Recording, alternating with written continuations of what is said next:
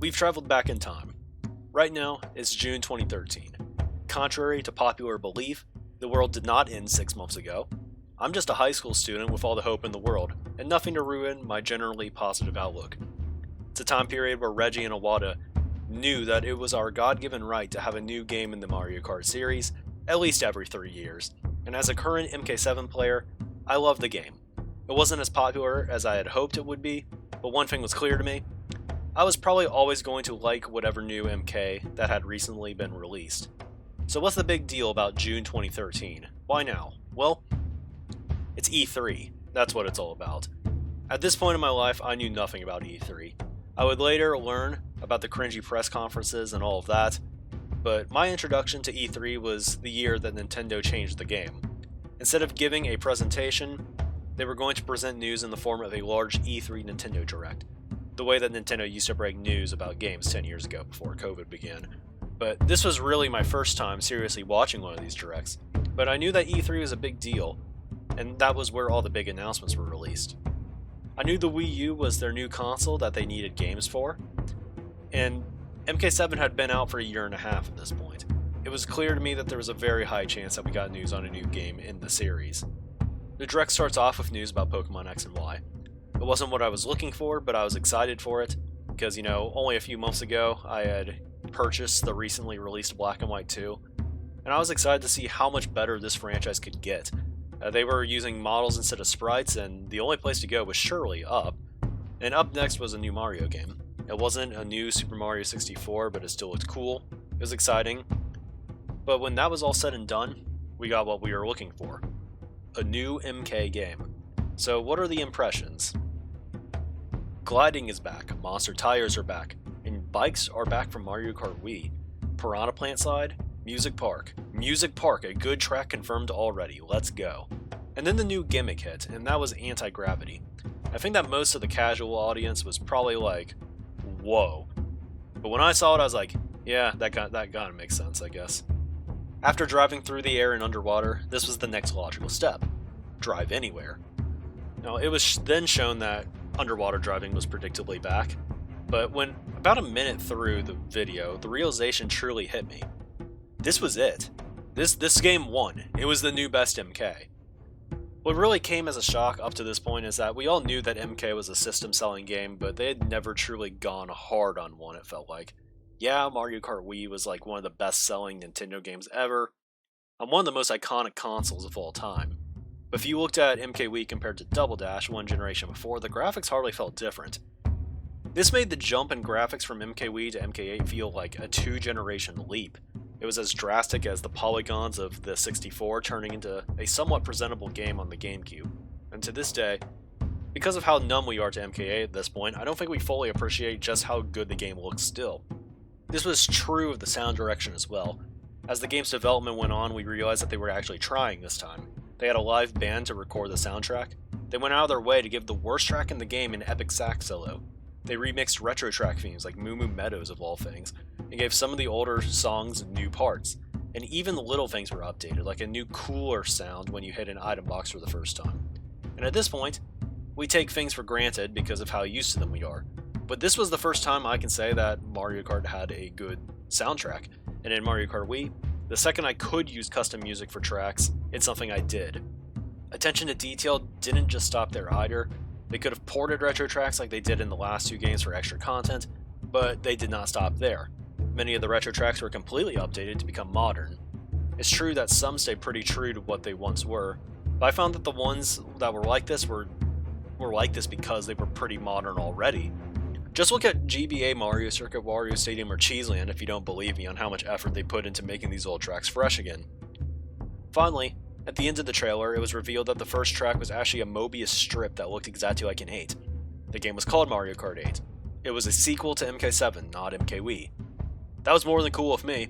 I also had predicted that the Lucky 7 was being replaced by a Crazy 8 before the game was even announced, so nailed that prediction. The hype following this announcement was off the charts. The thought was that we had the answer to the future of the MK community. People were reluctant to play MK7 over MK Wii because it was a handheld game, but this was a home console game that blew all expectations out of the water. They tried this time. It was over. And the rest of E3 was actually pretty good looking back. We got announcements for many awesome games like the Wind Waker HD, Wonderful 101, Bayonetta 2, Donkey Kong Country Tropical Freeze, and of course there was Super Smash Bros. Combat, the Brawl sequel that everybody knew was going to be the most memorable Smash game of all time with the best name to date. But for the entire Direct, all me and my friends cared about was MK8. And when it was all said and done, E3 this year gave me an unreasonable expectation for future years because of how many good games were announced. Up until its death in 2020, it was never quite the same as this year in 2013, though the one after was pretty good too. But after E3, there was actually a MK8 demo featuring the first 3 tracks from the Flower Cup, and it looked pretty good. There were some things that were obviously changed later. MTs charged super quickly, and we were nervous that the game was only 2 laps for a second. And we never really thought about it at the time because it was normal, but you could hold a banana at first if you wanted while trailing a green shell. You know, that was the standard up to this point. 6 months later, what felt like an eternity, we got an update that would be the first of many to come. Mario's mustache would now move in the wind, the babies were back, a Gusty Garden track got shown off with Rosalina, and she used a bike that looked like the mock bike from MKWii, but it did not have inward drift. It made some people nervous. But 2 months later, we got what I think was the best trailer of the game, and that answered this question. They had actually confirmed that inward drift now worked, but what I was most excited for was not the addition of the Kooplings, but the return of lots of great tracks like Tick-Tock Clock, paired with the cool-looking new track that we now know to be Electrodrome. And of course, there was, well, let's not talk about this. I noticed a lot of minor details in this one.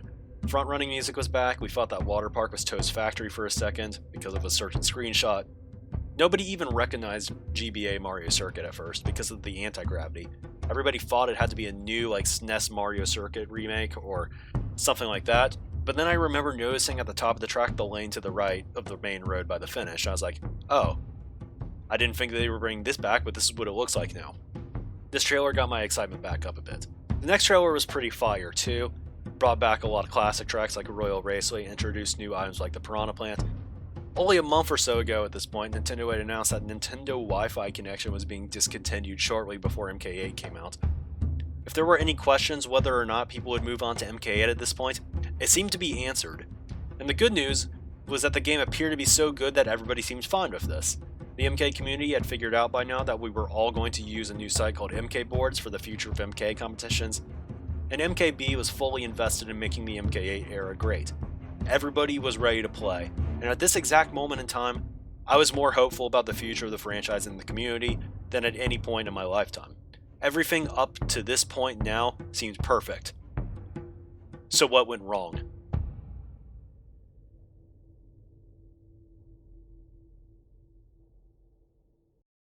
As expected, after the game came out, everyone was in on it. Maybe because they had to be. Only days after the Wi-Fi shut down though, Wiimmfi was launched, and playing Mario Kart Wii was suddenly an option again for players who didn't like the new game, and that turned out to be a lot of people. There were lots of discussions though about whether Wiimmfi was even worth it at the time. It's easy to look back and laugh about it now that, Wiimmfi's been running longer than Nintendo Wi-Fi Connect did for MKWii at this point. But it really did feel like the end at the time. There's a mentality around the community that people just needed to let go and try something new or to just move on. And for that reason, I still think more people gave this game a shot than in a timeline where Nintendo Wi-Fi connection never goes down. I think that the item system was a turn-off in MK8 for a lot of people instantly, because it was vastly different than Mario Kart Wii's, and for a few reasons. Number 1, coins were the most common item in first place. Number 2, red shells were buffed and would no longer break on literally anything. And 3, you could only hold one item at a time. The thing about point 3 is that this was actually true in most circumstances for all the MK games dating back to the DS, at this point in time. But the difference was that trailing an item like a banana or a green shell would not allow you to pull another one. And this was really bad because while it had no impact on those in the mid-pack or lower, it strictly limited the options of a front-running player. This is why Mario Kart 8 being the sequel to MK7 is really ironic, because lots of Mario Kart Wii players were not fond of 7 when it came out due to it being a handheld game, but I'm confident in saying that no other game in the series is more similar to Mario Kart Wii than 7 was, and they both have the position-based item system, you get 2 items if you trail one, and they both come in the era of automatic mini-turbos rather than manual. Both have a pretty similar metagame, with pretty similar blue shell and shock pull rates. Take the simple scenario of first place having a banana and second having a red shell back in MK8. The player in first holds the banana for protection as they approach an item set. They don't want to risk getting rid of the defense because coin pulls were very common in this game, so if they pull one, they get redded, and there's no guarantee that they would be able to successfully backspam the guy in second. So second place then waits for them to move past the set and chains his red shell into it. The player in first now must block the red and waste his defense, while the player in second gets a free roll at a new item. And that item was commonly a red shell. This was known as the classic double red scenario. This was the breaking point for lots of people. To add insult to injury, even if the second place player didn't pull a red, the next set would often be the demise of the player in first anyway, because they could very well roll a coin again. This stuff didn't always happen, but it was common enough for it to be seen as a problem. Now maybe this problem was over-exaggerated, but it was still pretty bad. Second place still had to worry about red shells coming for them as well, so playing offensively wasn't always the best option. Blue shells were also so uncommon in this game that first place was still a pretty powerful position, but the red shell quantity was quite annoying for front-running players. Now here's where my unpopular takes begin. This whole exchange is not the fault of the coin existing as an item. In a sense, it took the role of the fib, or fake item box in Mario Kart Wii, the first place item that doesn't protect you. In most circumstances, the coin was a more useful item than the fib. The casual player really undervalues how much of a difference it can make, so they hate the item. But getting a 2 coin boost is very impactful and guaranteed, whereas a fib has no guarantee you can even connect a hit with it. The problem here isn't the coin item itself though, but the probability that you would pull one, especially when you want defense. 40% is very, very high, and the other issue that makes the fib more loved is just how Mario Kart Wii plays out. If you were to replace the coin with the fib in a game like MK8, I think it would instantly become hated as well. This is because red shells would punish you much more for pulling fibs, and trailing one wouldn't give you another item. The other big issue with the item system was the switch from a position-based item system to a distance-based one. Personally, I actually like the switch, but it was executed really poorly in this game. It fixed a somewhat cringe problem with the MK series, where people camped before item sets to see who would break first and take the worst item pull, but what I realized pretty quickly is the game would have been better if it was a hybrid of a positional and distance-based item system. If a player got a huge breakaway in first, there's nothing stopping them from pulling triple reds in 8U.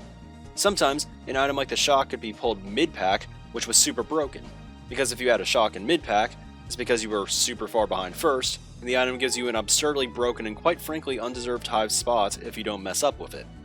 You just chain your shock into the next set, pull a busted item because first place is already gone, everyone else dies, and you collect all the drop money in front of you with a powerful item likely in the top 3 now.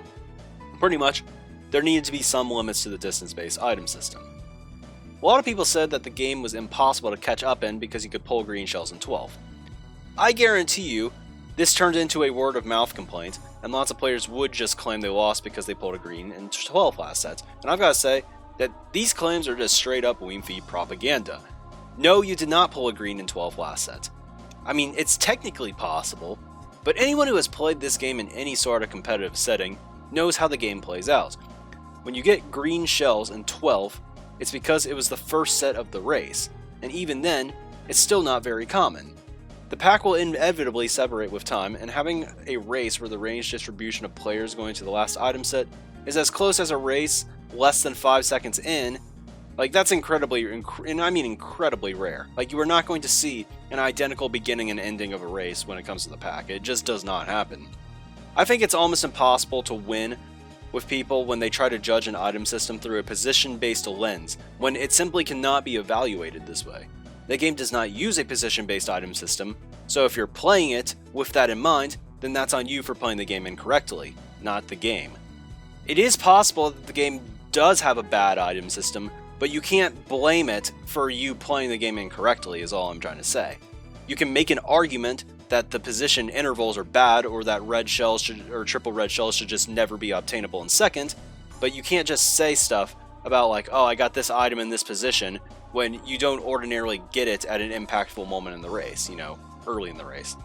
In summary, believe players that say they pulled bad items in 12, but realize that if they say that it cost them the race, they're probably lying to you. I think another reason why the game felt so difficult to catch up for many players is because they underestimated the value of coins. One of the things I actually like about the newer games in the series is the coins, and yes, you did hear that correctly. This is because they give you more objectives than just being in a high spot at all times. It adds more strategy to how you're going to plan a comeback, and they tend to make not all 7th places equal, for instance. Coins may actually give you a reason to be in the mid-pack, for instance. The mid-pack is a place that most players tend to never want to be because of spammy items being obtained in those spots, but when not many people are there, it can give you easier access to coin collection. Having 9 coins in a spot like 10th is probably a better place than being 4th with only 3 on a lap 2, for instance. But when your upbringing is an older Mario Kart game, this may make a game like MK8 confusing to you. Again, the goal of MK8 is the end destination, and you can take many approaches to getting there. Frontrunning is easily one of the best approaches, but your goal at all times may not be to take the tightest lines and to get up front if you're not already up there. This sounds maybe stupid for a racing game, but if you're playing Mario Kart only to be fast, you're simply playing the wrong game. MK is a strategy game first, and if you don't like to strategize, again, that's on you. Trying to get into first at all times may be risky, especially if you're not able to collect money. Many people get hit into the back and immediately try to plot a comeback, only to not get there or to be easily outsped when they shroom back up into a high spot. Different approaches are needed, and sometimes going a little wider for a patch of 3 coins is a better investment that you need to choose for yourself. When I go back and play Mario Kart Wii, sometimes I actually get an empty feeling mid-race. Typically you want to hold a dodge item and predict a lightning bolt or to take advantage of shortcuts, but at the end of the day, I feel like there's not much that you can do to plot a comeback better than that. Sometimes you shroom up and it works, sometimes you get up there and the perfect storm to ruin your comeback kills you. And I think one of the things I like about coins is that it makes some of your actions on lap 2 feel like they matter more. Getting coins drastically increases your odds of having a successful return to the front at the end of the race, but at the same time, you can't go so out of your way for them that you can't catch up to begin with. It makes for a nice balance. So yes, I like the addition of coins and think that they're underappreciated even. But the execution of the coin as an item is done pretty poorly in MK8U, and I think that's a problem, not the coins themselves. And we'll talk about this again when I get into the deluxe video, because I think in a lot of ways they fix these issues. For the reasons I mentioned earlier about coin probability and only one item at a time always, the game's item play felt a little bit dumbed down at times. I think this was a reasonable turnoff for a lot of people right out of the gate. But something interesting happened during launch week. Now launch week is typically an amazing time for time trialers. This is because world records are pretty weak still, so everyone tries to go for their 5 minutes of fame. Luckily, MK8 brought back time trial replays, and we noticed pretty quickly that something was up. There was likely an unintentional tech in this game that was almost impossible to not notice for any seasoned MK player. This is what we now remember as fire hopping. Lots of people tried to call it R-Tech again like MKDD or frog hopping, bunny slides, whatever, but fire hopping stuck, and honestly I'm happy it did. The thing that was so unique about this tech though was that it was never not going to be instantly discovered, and it's crazy to me that it passed testing. It was actually so obvious that I feel like Nintendo EAD had to know. It almost makes me wonder if Nintendo knew they needed to give the game something for us more serious players. Hopping has always been a useful technique in Mario Kart for alignment purposes.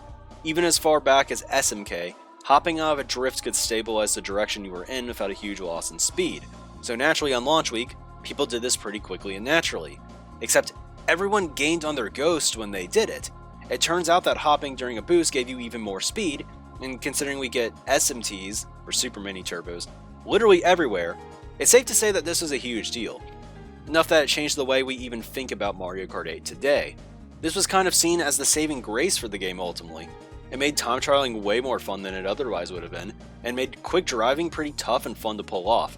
And while lots of people felt the items were bad, many pointed to fire hopping and the tech skill that would follow as the selling point for the game competitively, and those who didn't like the mechanics tended to be seen as people who were getting casual filtered for quite a bit of time.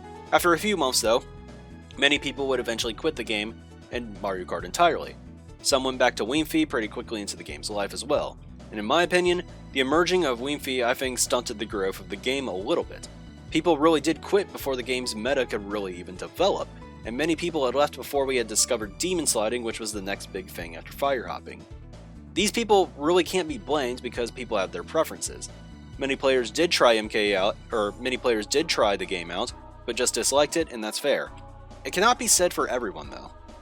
More tech would be added as time flew by, and it seemed that by the end of the game's life, MK8 was pretty much an older MK game that came out in the modern era, and what I mean by that is it had driving mechanics that were, I guess, for advanced players, much like SMK or Double Dash, and it was the first time since the DS where optimized driving was pretty tough to gain consistency for, no shot at Wii or 7. Now, I think in the end, this difficulty was simultaneously responsible for the growth and the downfall of this game. This is because in many ways the tech was responsible for the game's initial growth and even current cult following. At the same time, this tech would serve as an ultimate barrier to entry that many players could not get past, and this, along with the commercial failure of the Wii U, led to a console MK almost nearly having worse community members for a decent amount of time to the handheld predecessor, as well as a game needing custom servers to survive.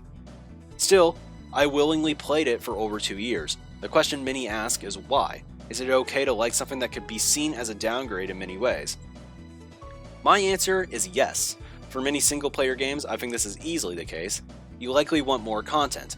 Sometimes a game being fresh or different is more than enough, even if it's not the most desirable outcome.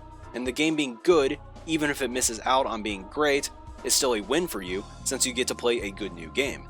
But when you stumble upon a game that's effectively endless, whether it be multiplayer or a game where there's always something new to do, this is when the question of downgrades being beyond disappointing comes to the table. In hindsight, I prefer Mario Kart Wii over Mario Kart 8 for the Wii U, all things considered. But if you were to ask me in 2014, which one I would have rather played at the time for the next 3 years, my answer would have easily been MK8. This is because it is possible for a game to have redeeming or straight up better qualities even if the overall package is worse. And these qualities can make it worth playing and worth your time. It was different. There were new tracks that I thought were better, more satisfying time trials, less emphasis on bagging as a means to winning, and front-running that truly felt meaningful, an amazing soundtrack, and at the end of the day, this was enough to justify me spending a few years playing the game, even if I would have liked to have more than one item in first or a proper battle mode, and I think that this is more than reasonable. As mentioned, firehopping and other tech skill was seen by many to be the justification to play Mario Kart 8 at a high level. I still agree today, but I think I have a different take as to why. When it comes to tech skill, yeah, I think it makes the game more entertaining to watch, more fun to time trial, and harder to master, but I would argue that this has nothing to do with the actual metagame of MK8 and has relatively little impact on the type of game Mario Kart 8 is. Of the modern MK games, MK8 is the one that plays out most like a traditional racing game. The issue with this is that as a more traditional racer, the items do very little to actually improve the game. You could argue that they strictly make it worse. This is one of my biggest criticisms with Crash Team Racing. You have some tough driving techniques, but the items are completely unenjoyable in this setting. When you take any of the other recent games in the Mario Kart franchise, they play out much more like real strategy games, and the items are a good fit there as a result. If you watch my recent series on Mario Kart as a competitive game, I discuss what I call interactive skills quite frequently. Mario Kart 8 not being much of a strategy game is a result of the game having less focus on interactions between other players. When you look at the most popular competitive Nintendo game, Melee, many people say the reason they love it is because the game feels very expressive. Like MK8, Melee has lots of tech skill, but it has different types. Wave dashing, for instance, is a pretty universally loved mechanic by competitive Melee players, because it's a new way to move in general that gives players more options. You can use wave dashing to approach an opponent or to even retreat. By existing, wave dashing gives players more options than they would otherwise have to toy with their opponent. Opponents have to react to it, and it's also possible that utilizing a wave dash won't be helpful in a given exchange. Wave dashing helps players by giving them more possibilities and strategies to add to their arsenal, which is part of what leads the game to being more expressive than many others. L-canceling is another advanced technique in Melee, but it's very different from the wave dash, because L-canceling reduces the end lag of aerial moves when landing. While wave dashing is more of a creative tool, L-canceling is strictly optimal and should always be performed when landing during an aerial attack. What this means is that if you perform an aerial attack and are landing, you should just L-cancel it, pretty much always. And being able to perform this technique consistently certainly makes you better at the game, but there isn't much thought involved with it, because you do it because you're supposed to do it, after going for an aerial. It's not used interactively compared to the wave dash. Now, the advanced techniques in Mario Kart 8 are much more like the L cancel than the wave dash. It makes the game more difficult and cooler to watch, but it doesn't really add any interactive ability to the metagame. While most of the player base enjoyed it, it could also be seen as an artificial barrier to entry for the game. Many Melee players seem to think that L canceling isn't the best mechanic for that reason to begin with. Now, I'm not suggesting that fire hopping was a bad mechanic. I actually wanted to see it return to Deluxe. It's possible Deluxe could have benefited from it existing in the game, but I would argue that it does not add a ton to a metagame that is pretty bare bones otherwise, like in 8U. Fire hopping is simply void. It's cool, but other factors will decide what type of game the game is. Many will be quick to point out that the tech makes MK8 more skill-based than some of the other games in the series, and this is definitely a legitimate claim. The game has very rare blue shell and shock pulls, and has driving tech that allows faster players to just dip if they get some separation. But the thing I can simply not help but wonder for the players who use this argument is the following. If your goal is to have a skill-based game that rewards quick driving, why wouldn't you choose time trials as your preferred mode of choice? Many MK8 players did make this decision. Personally, this is just not how I'm wired. I want to have a more interactive game, and many MK8U players who preferred to play online matches probably wanted more interactivity than time trials to begin with as well. The problem is that I think the game does a pretty poor job of offering this to us. Now once again, if you watched the MK as a competitive game series video that I did, you may already know how I suggest fixing the issue. I would argue that as a solo game, 8U almost acted as a lottery where faster players had a natural advantage, but as a team game with 6v6s, there was at least something there. Even if the game didn't really test decision making a ton, you can add testable skills in the form of team play to the equation, and to me, 6v6 was the reason I thought the game still had some potential even a full year into the game's life. Unfortunately, I think circumstance was never on my side for this game. Though this isn't a complaint about the game directly, the 2016 period of the Mario Kart 8U era was probably the least fun I've ever had playing a mainline MK game. I think the tech skill was unfortunately a gatekeeper for lots of new players, and the Wii U was failing, so almost no new players were coming into the community, and it happened that 3 teams in our community became so much better than the rest that as someone on the outside of those teams, self-improvement felt futile. Luckily to those who did want to improve, an easy way was discovered, but it definitely did more damage to the game than anything else. This time it was the fault of the game as well. It was called Advantage. To give an actual explanation of the issue, in short, some controllers were simply better than others, and you heard me correctly on that. The Wii Wheel was one of them, and this one almost made sense. Everyone knew that the Wii Wheel sucked in Mario Kart Wii, so part of me wonders if they intentionally gave motion controllers a traction advantage. It was discovered mainly because Wii Wheelers were dominating the Dry Desert leaderboards early in the game's life. We knew it wasn't a coincidence, but we had assumed it was mainly a thing for tracks with off-road. But it wasn't. It just became more apparent on those tracks. This advantage practically ruined time trials, but I could have dealt with motion advantage. Unfortunately, it didn't just stop there. It turns out that just using a Wii remote and steering with the D-pad gave off these same advantages, so pretty much everyone had access to the advantage and didn't have to learn motion controls. What this meant is that if you played with a normal gamepad or Pro Controller, like the entire time, much like any normal person picking up the game for the first time, you were now at a disadvantage online and pretty much barred out of getting world records on a large number of tracks. Only about 10 tracks still have world records without controller advantages, and for most of those 10, there's little to no advantage runs in the world record history for them. You could say it was fair game and that anyone could do it, which is true, but I still think it's wrong that it had to be this way. Using a normal Wii U Pro controller should be a perfectly suitable way to maximize your potential skill level on the most sold Wii U game ever, but it wasn't. It didn't help that the D-pad was extremely uncomfortable to hold compared to most controllers, since you had to drift with the 1 button while holding the 2 button to accelerate. It was so uncomfortable that one strategy that literally happened was wrapping a rubber band around your Wiimote just so you could have enough force for the 2 button to always be held down. This way you could just press the drift button without feeling literal pain in your right hand. And even with this controller buffing and even downright carrying some players, the top 3 teams at the time were still completely dominant, and it's not like the players in those teams couldn't take advantage of the controller advantage themselves. Given I had no incentive to improve at the game to begin with, I didn't want to relearn a new controller that I already despise holding to begin with. But hey, that was just on me. Of course, this rubber band strategy came with its own set of consequences. The D-pad also had no effective brake drifting, which took away one of the game's interactive tools. This is already not a good thing to have be prevalent in the meta, But D-padders who used the rubber band quite literally had no way to even brake by just letting go of the acceleration button, because it was being pressed at all times by the rubber band. It was also nearly impossible to check your rear view while drifting with the D-pad as well, another great tool that the game offers. But D-pad advantage was so useful in the end that it was worth losing some of the only few features in the game that encouraged an interactive game. Because you'd get better results, on average, just going D-pad. This probably sounds super degenerate already, but it had even more implications on the 6v6 metagame. I played wars with some players who took advantage of the D-pad, and that created a new dynamic in matches. They naturally were faster than me, and I had access to some of the tools they didn't.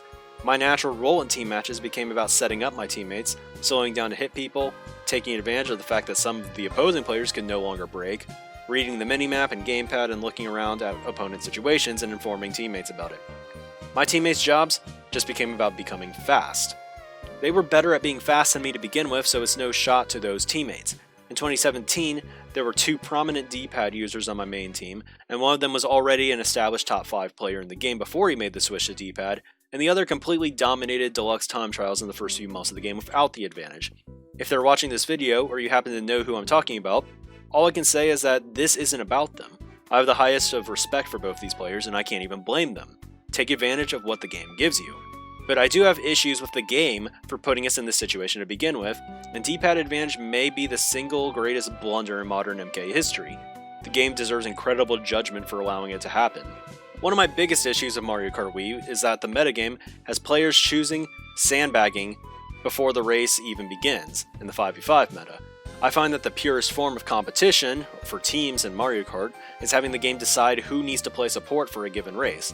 This is because the game has RNG, and by bagging from frame 1 you may be missing out on an opportunity where the game actually gives you an avenue to front run and create frontal presence for your teammates. Unlucky players can then cut their losses and go for shocks or play support for their teammates. And when you have players going backwards to begin with, it's possible that they could have provided frontal support that race, but instead, maybe the 4 who go forward in MKWii just get unlucky in this timeline. It feels like you aren't actually maximizing odds here, but you're likely desperately needed in the back because of Mario Kart Wii. This is the reasoning why I no longer play MKU for HG1 on 8D, because while I could create a role for myself as support and justify it by bagging more than other players, the best solution for 8D is to have the game choose who bags. If there are 6 players who can do it all better than me, then I shouldn't be taking a spot, even if I have some strengths and are willing to take a role, because the game should decide who takes which role on which race if you want to play it optimally. So if I'm not one of the best 6 overall, then I shouldn't be in the main lineup. But back on topic, the D-pad essentially created specific roles when there didn't actually need to be any. By becoming a D-padder, you were essentially declaring yourself as a frontrunner in 6v6 before the race even started. And even in a situation where you absolutely get wrecked like early in lap 1 and find yourself in like 9th place with 0 coins and you have triple reds going into lap 2, what are you going to do? Are you going to stop troll the opponents if they have bottom 3? Well, too bad you have to undo your rubber band configuration mid-race to even consider that, even if that's the optimal play. What if you're top 2 and outspeeding your teammate in first who doesn't D-pad, and first has a green shell out, and discarding it would be unsafe at the time? Will you give him space? Well, you can't, because you have to tell him to get out of the way, or else you'll just hit, or you'll get hit by him. I guess he should have just known better than to be in first, clearly. I think getting to essentially call dibs on a more desirable role, like front running, is pretty BS as a concept when it comes to Team Mario Kart.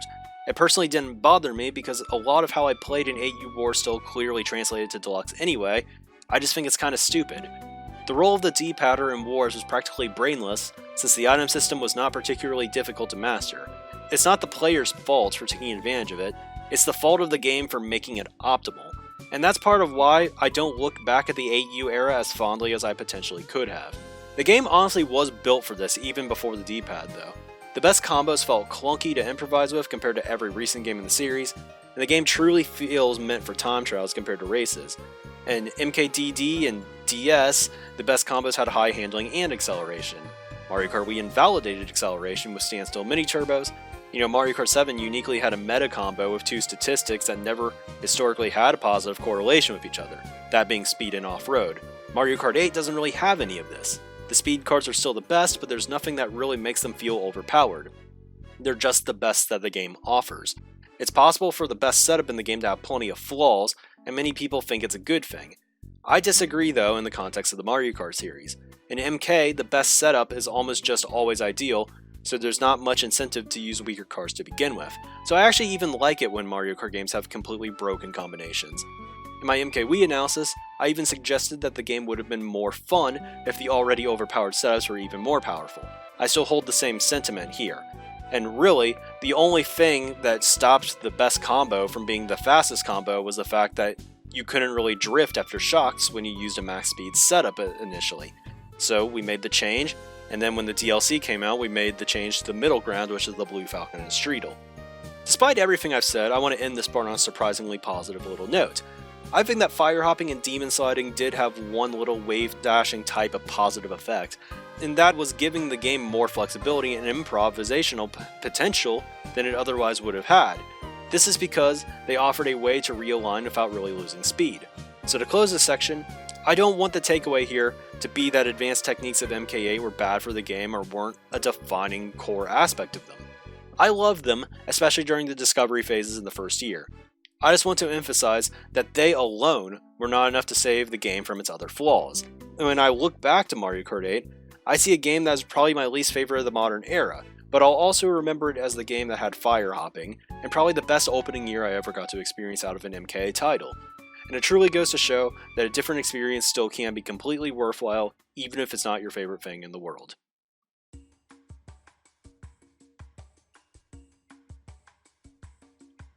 Up to this point, I've talked a lot about the impact of Mario Kart 8 on the MK player base, and some of its strengths and weaknesses. Because this is a video in my game analysis series though, I think it's time to fully analyze the game for what it is.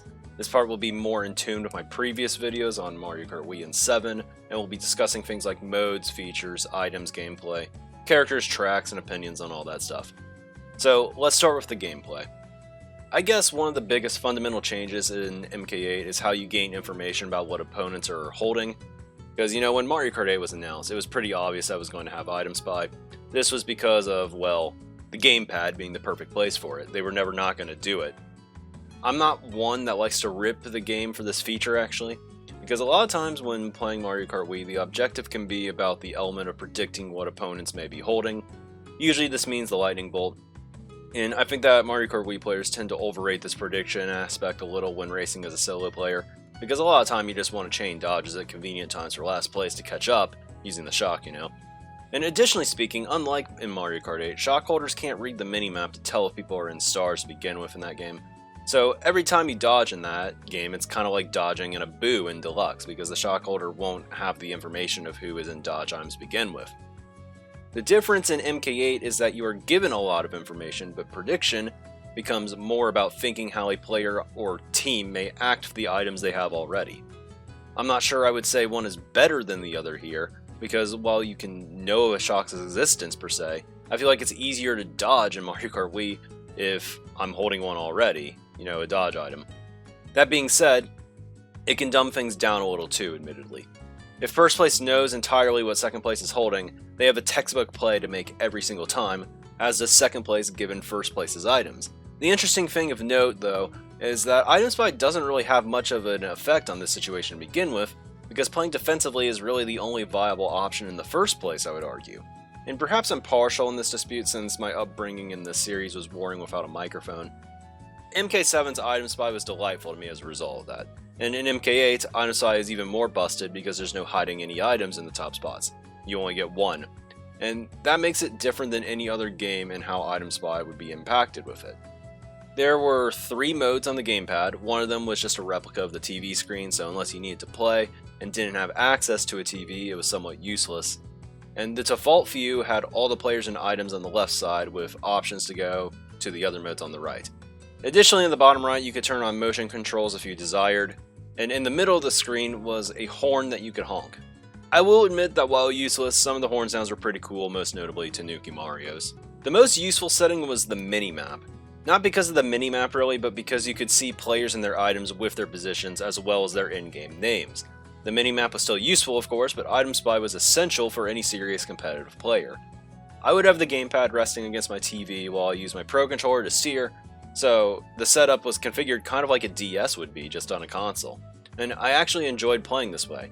though it wasn't as natural as the 3DS was for Item Spy.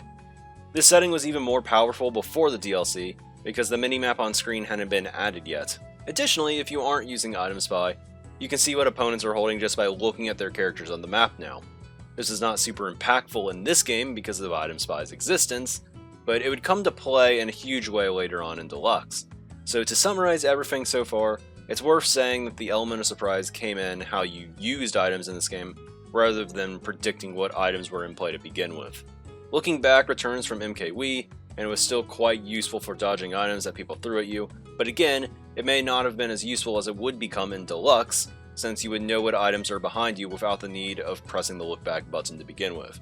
Certainly it was useful, but it was not your main way of collecting information. Off-road in this game is really sharp, and I think they did this intentionally, because of Mario Kart 7. In that game, off-road vehicles ran the meta, and all the best combinations could drift in most patches of off-road. It's not like it was stupidly fast or anything, but it allowed for a lot of extra cuts that saved time over other vehicles. And it also made the DK Pass special box something that wasn't much slower to obtain. So in summary, it was kind of busted compared to the other stuff. They definitely wanted that gone, because not only are those same off-road tires way worse in this game, off-road is just impossible to really drift on in general. Even in Mario Kart Wii, some vehicles could do it, like the Magic Cruiser. And there's absolutely none of that in this game. I'm neutral to this change, because, I understand why they did it, but I didn't think it was super necessary. A few positive changes come in the way some items work. Though this was a minor detail, I really like the addition of adding a timer to items like the Golden Mushroom, or even the Fire Flower. It helps with chaining items much more, which was incredibly important in this game in particular. And bloopers now reduce your traction, so it's now only bad instead of the worst item in franchise history. It's actually annoying to get hit by the blooper now, but as a trade-off, the game will allow you to clean off all blooper ink by taking a dip in an underwater section, which not only is intuitive and makes complete sense, but it gives a legitimate use for underwater to begin with. One notable example of this being useful is if you get bloopered on the final glider of DK Jungle. It's useful to take a dip in the pool at the bottom by landing early, because the last turn can be a little bit annoying to take with the blooper ink. Dodging the shock was now nerfed, and even though you gain a massive advantage from dodging, you will now lose your held item if you dodge. Personally, it felt nice to nerf the shock a little bit, but I'm not sure how much I like the change. I understand it, but part of the fun and reward of predicting a shock in this series was getting to use overpowered items in high spots, and this takes that ability away. Maybe the game believes you already have enough information by knowing the shock exists due to Item Spy. They took this feature away in Deluxe, maybe for this reason, because Deluxe makes dodging incredibly overpowered as a result, and I'm surprised the change happened, because lots of MKA features remained in the game. And at the very least, I'm surprised that shocks wouldn't delete your first slot item, like the one that the character holds. Maybe the shock could have been done without reaching the pocket, but that's not what they chose to do in the end. Slipstreams might as well not have existed in this game, because, they'd be useful on paper, but they seem to stunt the advantage you gain from fire hopping or doing slides, which is really almost always. The best use for them was typically during a very long turn while you were mid-drift. You could hold the drift while you get the boost and then fire hop after. But a lot of times you would just get them where you didn't really want them, because it's not uncommon to be following somebody else. Drafts were most notable in Dolphin Shoals and Electrodrome because you could utilize them to get into first place early on in some races, especially if you had a shroom from the first set. Anti-gravity was the new feature of the game that blew everybody's mind at first, but when you start playing the game you realize that it's kind of hard to notice that you're even driving upside down at times. Now, it was an amazing selling point to the casual audience, and during the game's built-in highlights, you'll see when you're actually upside down. But the camera obviously sticks with you during these sections. This is honestly why I feel like Nintendo's fundamental ideas for new games is a little bit flawed.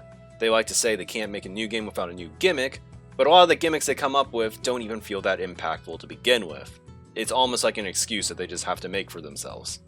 They tried to make it noticeable in one gameplay mechanic, and if anything, it just made the game worse. In the past Mario Kart games, bumping into other cars didn't feel so bad.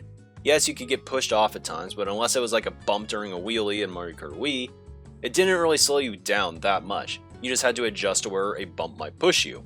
In MK8 though, bumps are incredibly annoying, to the point where it feels intrusive on gameplay at times. Considering heavy combos were used a ton in MK8 for the Wii U, it was even worse here than in Deluxe. I believe the reason why bumps are so much more annoying in this game is because Nintendo got in their own way with their game design.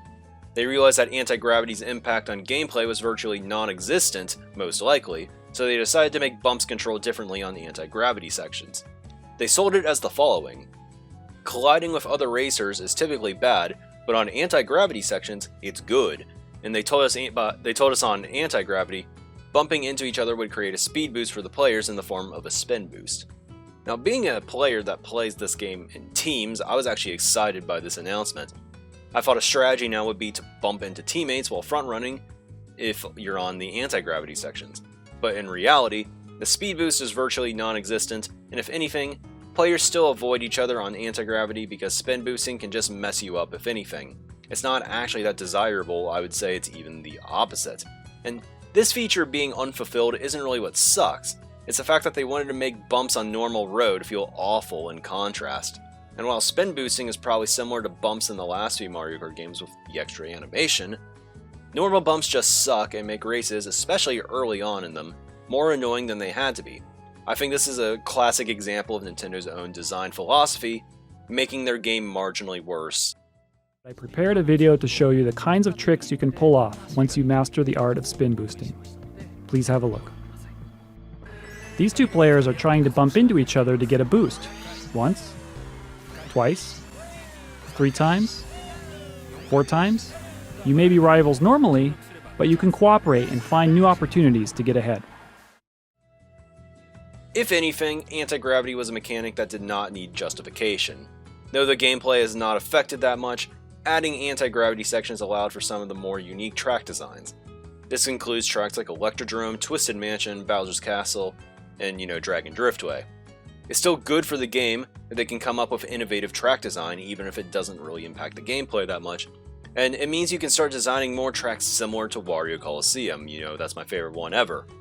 I'm in favor of the anti-gravity idea, I just think that they didn't need to try so hard with it, and if anything, the lack of anti-gravity feeling like it truly matters in the context of gameplay didn't stop the game from being wildly successful on the Wii U and the Switch. So, in summary, gimmicks are overrated. Our conclusive evidence suggests that anti-gravity racing does not merely invert the kart driving experience, it also completely flips around the usual tactic of avoiding opponents and obstacles during races. And so, it seems our work here is done. The mystery of anti-gravity racing has been solved, and the gameplay of Mario Kart has risen to new heights.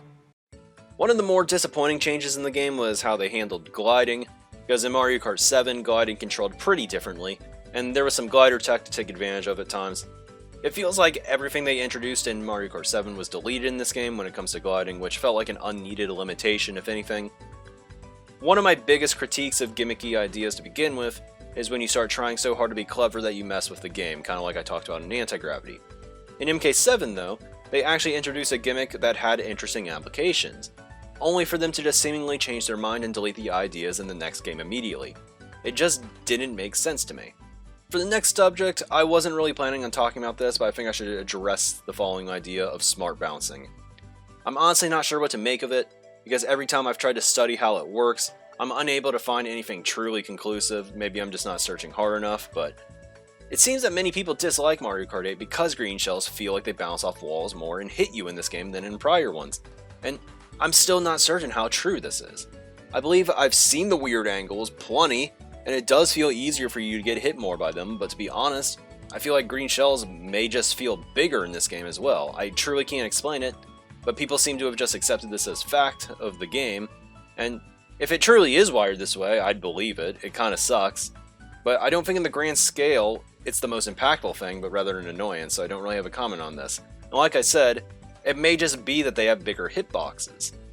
One thing I've also heard people complain about for years now is Lakitu's new restrictions. If you're off the track in this game, you no longer really take much time to fall off, you don't get a black screen. Lakitu grabs you almost immediately and places you back on the track, without a chance to get a respawn boost. Overall, the process feels faster, but not getting a respawn boost can be dangerous, because it means that there's more time on the track where you're likely going slower than your opponents. It leaves you vulnerable, especially since there's not many invincibility frames in this game unlike in Deluxe.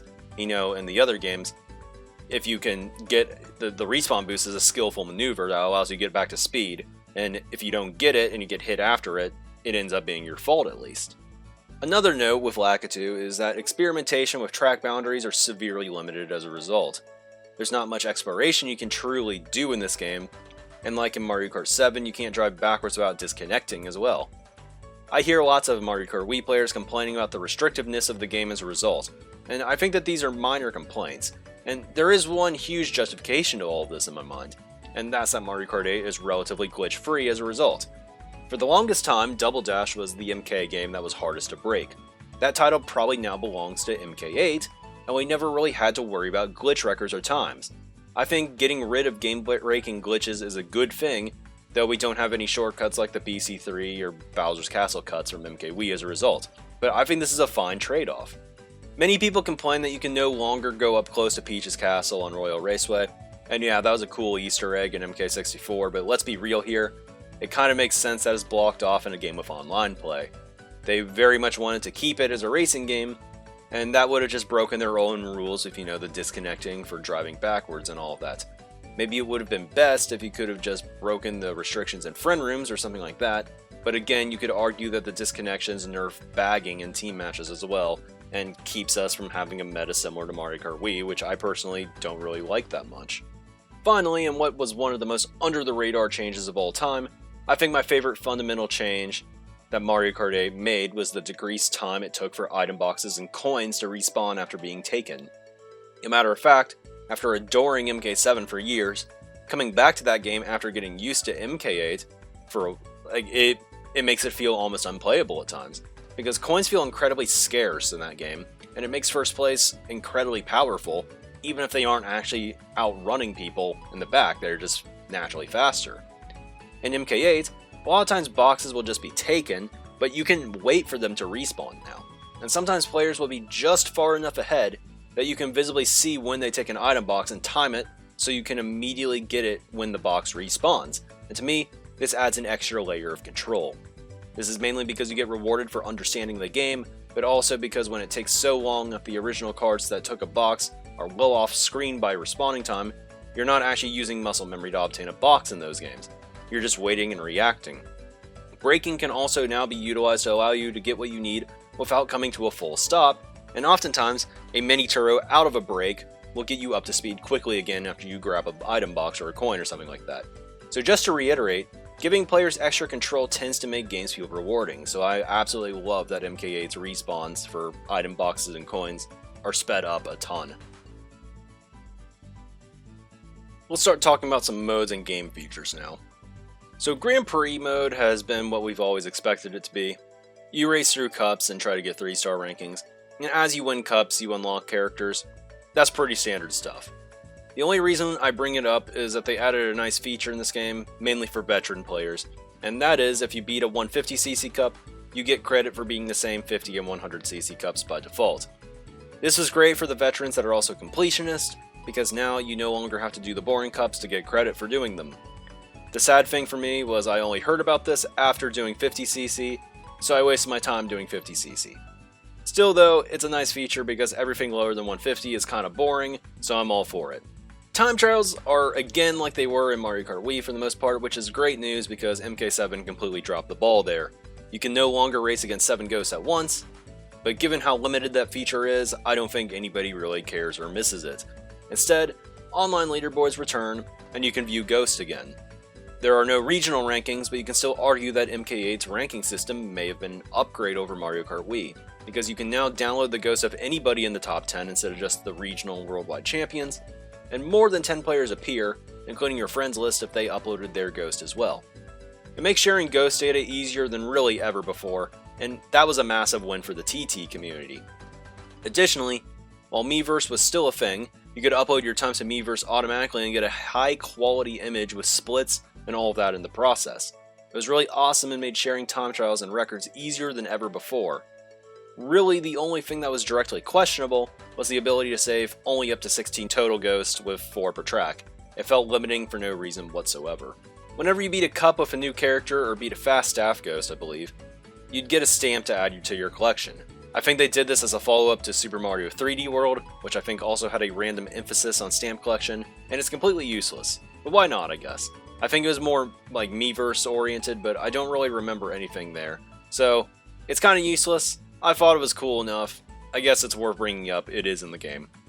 Versus mode returns after not being in MK7, so like with important TT features being back, bravo to that as well. Really, I don't care as much for a console game, but quick run modes tend to be a why not kind of feature, and of course, there was the battle mode.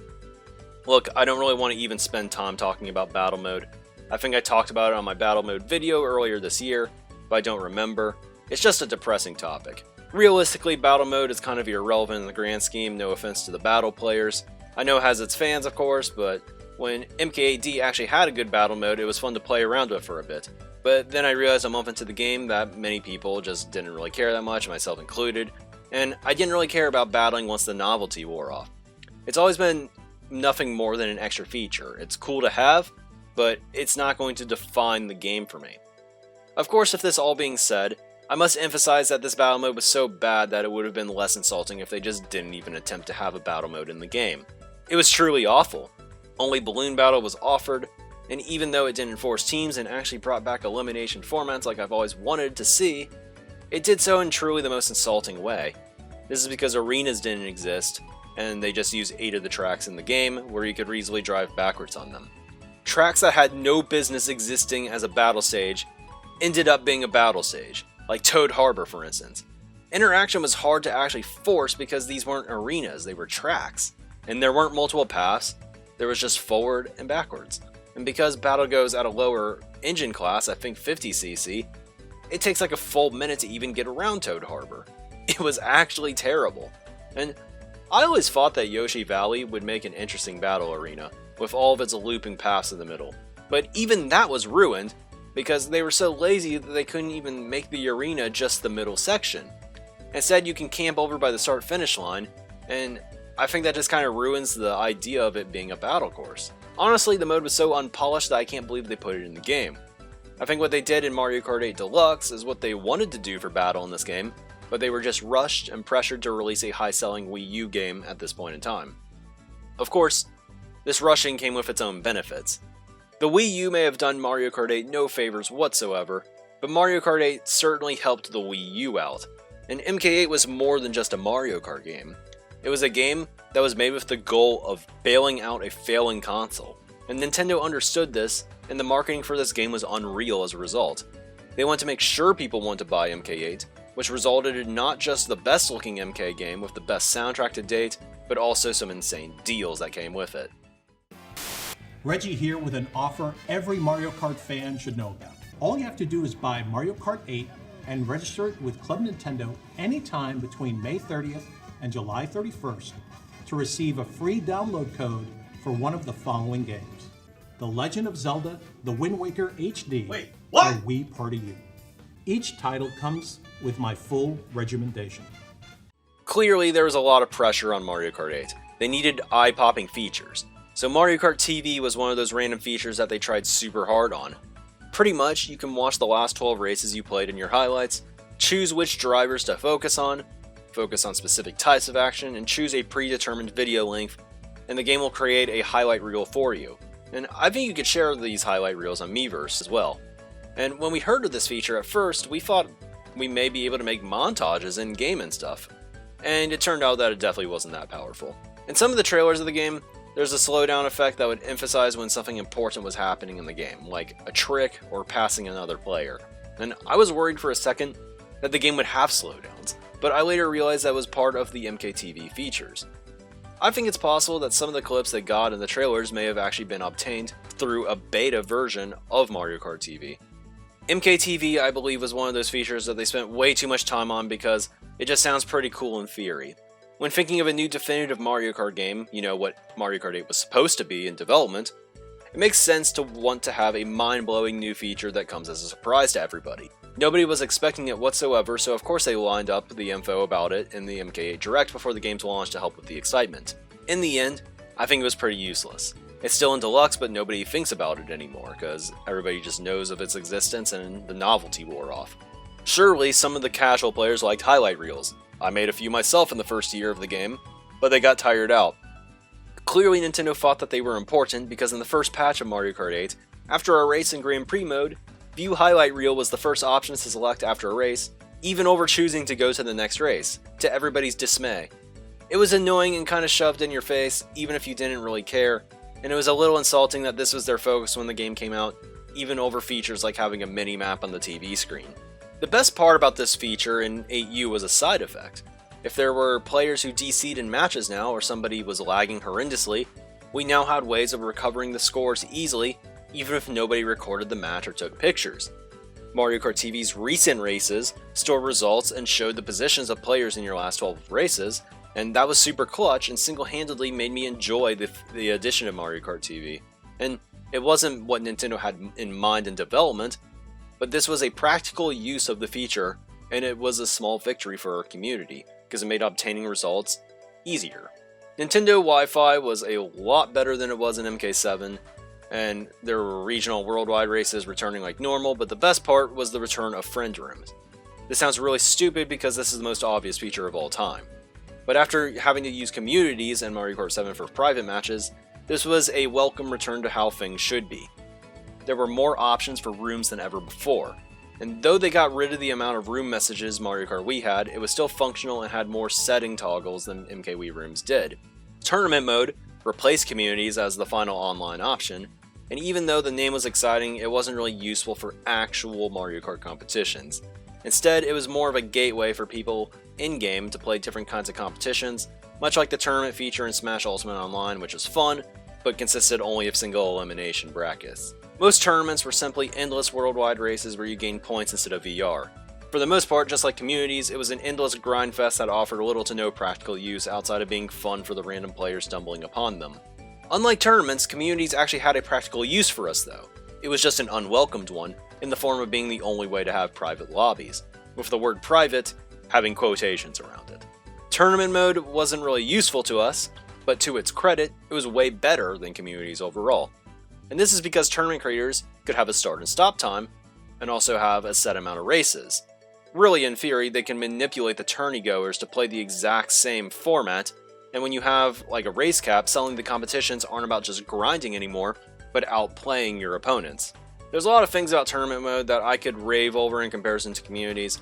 They also had a team feature which was cool for casual players as they kind of acted like Splatfest from Splatoon, without forcing you to partake in them, of course.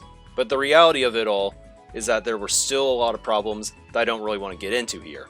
I made a video on tournament mode last year if you would really like to listen more on the subject, but the synopsis is that they are not how you want to run legitimate MK competitions, and this could be worrisome if Nintendo ever did want to run MK tournaments professionally, because they would likely want to use their own game's feature regardless, even if it's not very practical.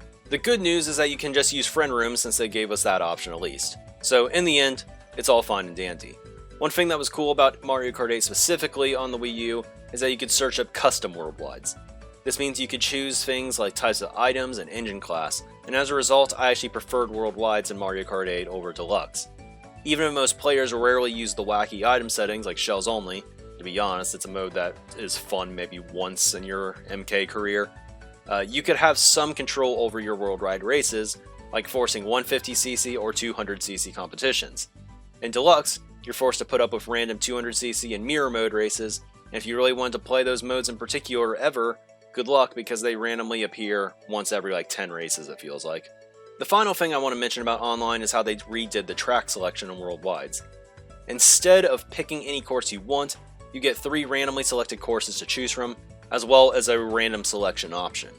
But this was pretty controversial at first, and it's one of those things that haters love to complain about, but I kind of understand and even agree with the system being in place. This is because in prior games, especially Mario Kart 7, where you could see what people picked before voting yourself, entire lobbies would just spam single tracks endlessly, and this was very common with SNES Rainbow Road especially, and even early in the game's life everyone would spam Maka Woohoo to perform the glitch and farm VR that way. Doing the glitch was mandatory because everybody online did it, so you were literally just throwing your race if you didn't, and it really sucked. And what Mario Kart 8's system does is effectively prevent worldwides from being centered around just one track. And as long as you aren't playing the game for like 3 tracks only, you should typically find an option that you're good with on the track selection screen to vote for. In the end, I understand the decision entirely and don't even hate it, but it would have been cool to have the options perhaps, since sometimes you just want to play a particular track. Friend rooms allow for free choice between all tracks as well. One of the biggest issues with the track select system unfortunately stemmed due to the DLC tracks. After the DLC tracks were added, the worldwide track selector definitely favored them on the random track selection, and obviously the devs wanted people with the downloadable content to get to play downloadable content, but this made it so it was pretty unlikely to play your favorite track from the base game in your worldwide session. You could play with DLC tracks off in worldwides, but even then, it still wasn't really ideal. Lots of times you simply just want to be able to play an even distribution of all the courses in the game, and that simply just wasn't on the table until Deluxe came out. Before moving on to items, I want to talk about one major idea I think would improve Mario Kart 8, MK7, and potential future games in the series like them. I was mainly reminded of this idea by the shop feature on the MK8 menu. This shop is just about downloading DLC, something we will cover later, more in depth, but the word shop got me thinking. Unlockables are done in this game by completing Grand Prix mode for characters. However, for kart parts, a feature of both MK7 and MK8, you get new parts by collecting coins. And this system can kinda suck at times. Sometimes you don't really care about what you get whatsoever, because you may get a useless part. This is exemplified to me when recently on Deluxe I was going through a new account so I could do shroomless TTs with the Wild Wiggler vehicle. I got unlucky and it ended up being the last thing I unlocked, meaning I had to unlock every single vehicle in the game outside of like the really special ones later on, just to obtain what I wanted. Now you guys already know where I'm about to go here because I already said it, but the unlock system should be replaced with a shop. Maybe it's ran by Lakitu or something since he's the Mario Kart mascot, but the in-game garage where you play the Land's End would make the perfect setting for this. It makes so much sense too, because coins are literally a form of currency. It would literally make sense to use coins to buy kart parts, and this way, you could have options on what you want to unlock. This would make time traveling on the first day of playing a game potentially viable for starters, and if you really want to gate people on certain parts, then just make them achieve something to gain the ability to buy them. Plenty of games actually do this. I think Splatoon is an example, because a lot of times you need to be a certain level in order to actually purchase some of the weapons. I remember the first Mario Kart 8 video that I uploaded was my worldwide top 10 time on Sherbertland. I used monster tires in my run with Ludwig, and it's funny because I probably thought that they would be good after MK7, but the reason why I even chose this track to begin with was because it was the only track that I had the kart parts to even get a good time on. And really, it doesn't just stop there. I know I said that items were the next discussion, but this is where I slip in my discussion on the character roster, because it still relates to the shop idea to me. Bear with me on this one, it'll eventually come full circle. The character roster is truly the most irrelevant Mario Kart discussion that people seem to consider to be one of the most important things about each new game. I don't really want to get into it here, because I've already said everything I need to say about the subject. In summary, characters do not impact gameplay really whatsoever. Weight classes do. Obviously Funky Kong had the best stats in Mario Kart Wii, but those stats could have been attached to any other heavy character. Funky Kong isn't just inherently better than every other character. Obviously people have their favorite characters, so I can understand the disappointment if they are axed from a game. But if you truly like the MK series, it shouldn't just be because you're playing as a certain character.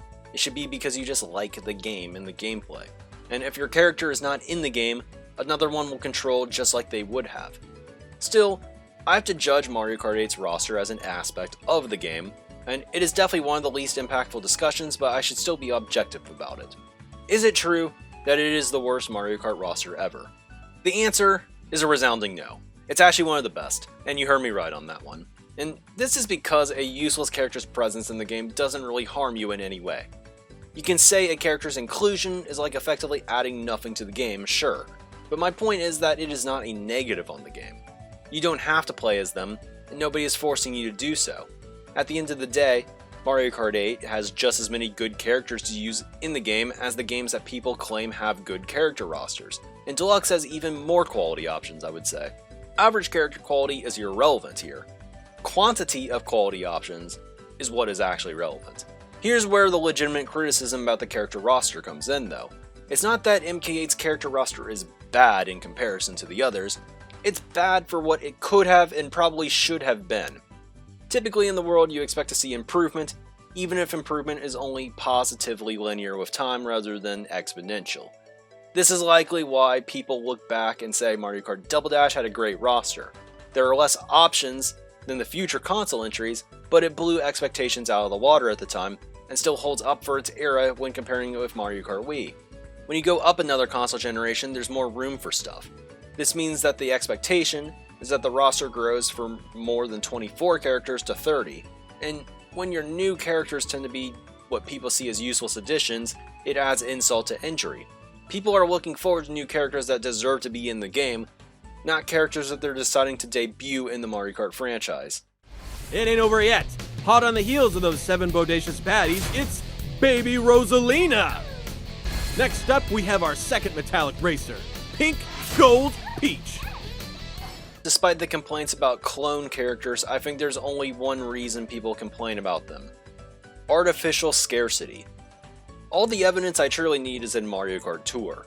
That game has by far more clones than any other MK game ever, but nobody really cares because there's well over 100 character options. It's hard to get angry over random clone characters when there's still 100 total options. And this may sound like a valid point and all, but the thing that is really worth bringing up here is that there's over 100 character options. Let's not gloss over that fact.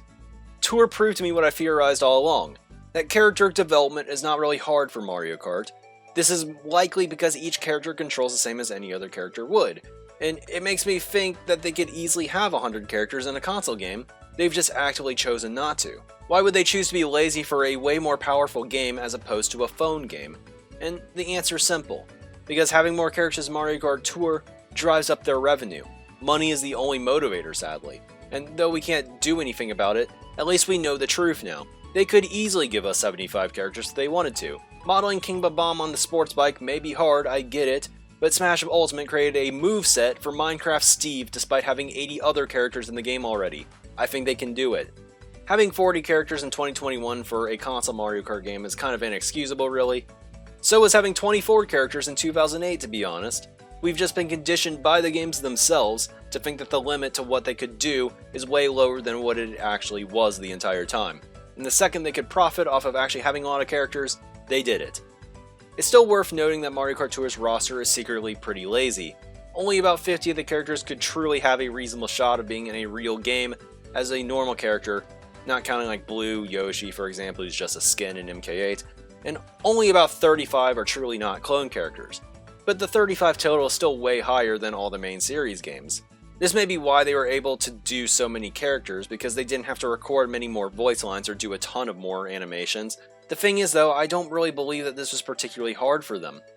While people laugh at Pink Gold Peach's presence in Mario Kart 8, people tend to adore Mario Kart Tour for having so many customization options, if you will actually unlock the characters, and I think this is mainly due to scarcity and having a perceived roster cap in Mario Kart 8, where the idea of a roster cap just simply shouldn't exist. It does get me thinking though, why not bring back skins or alternate designs for characters? Tour also had different skins for carts as well and variations in that form. So if you remember that I was talking about an in-game shop, here's where we return to that idea.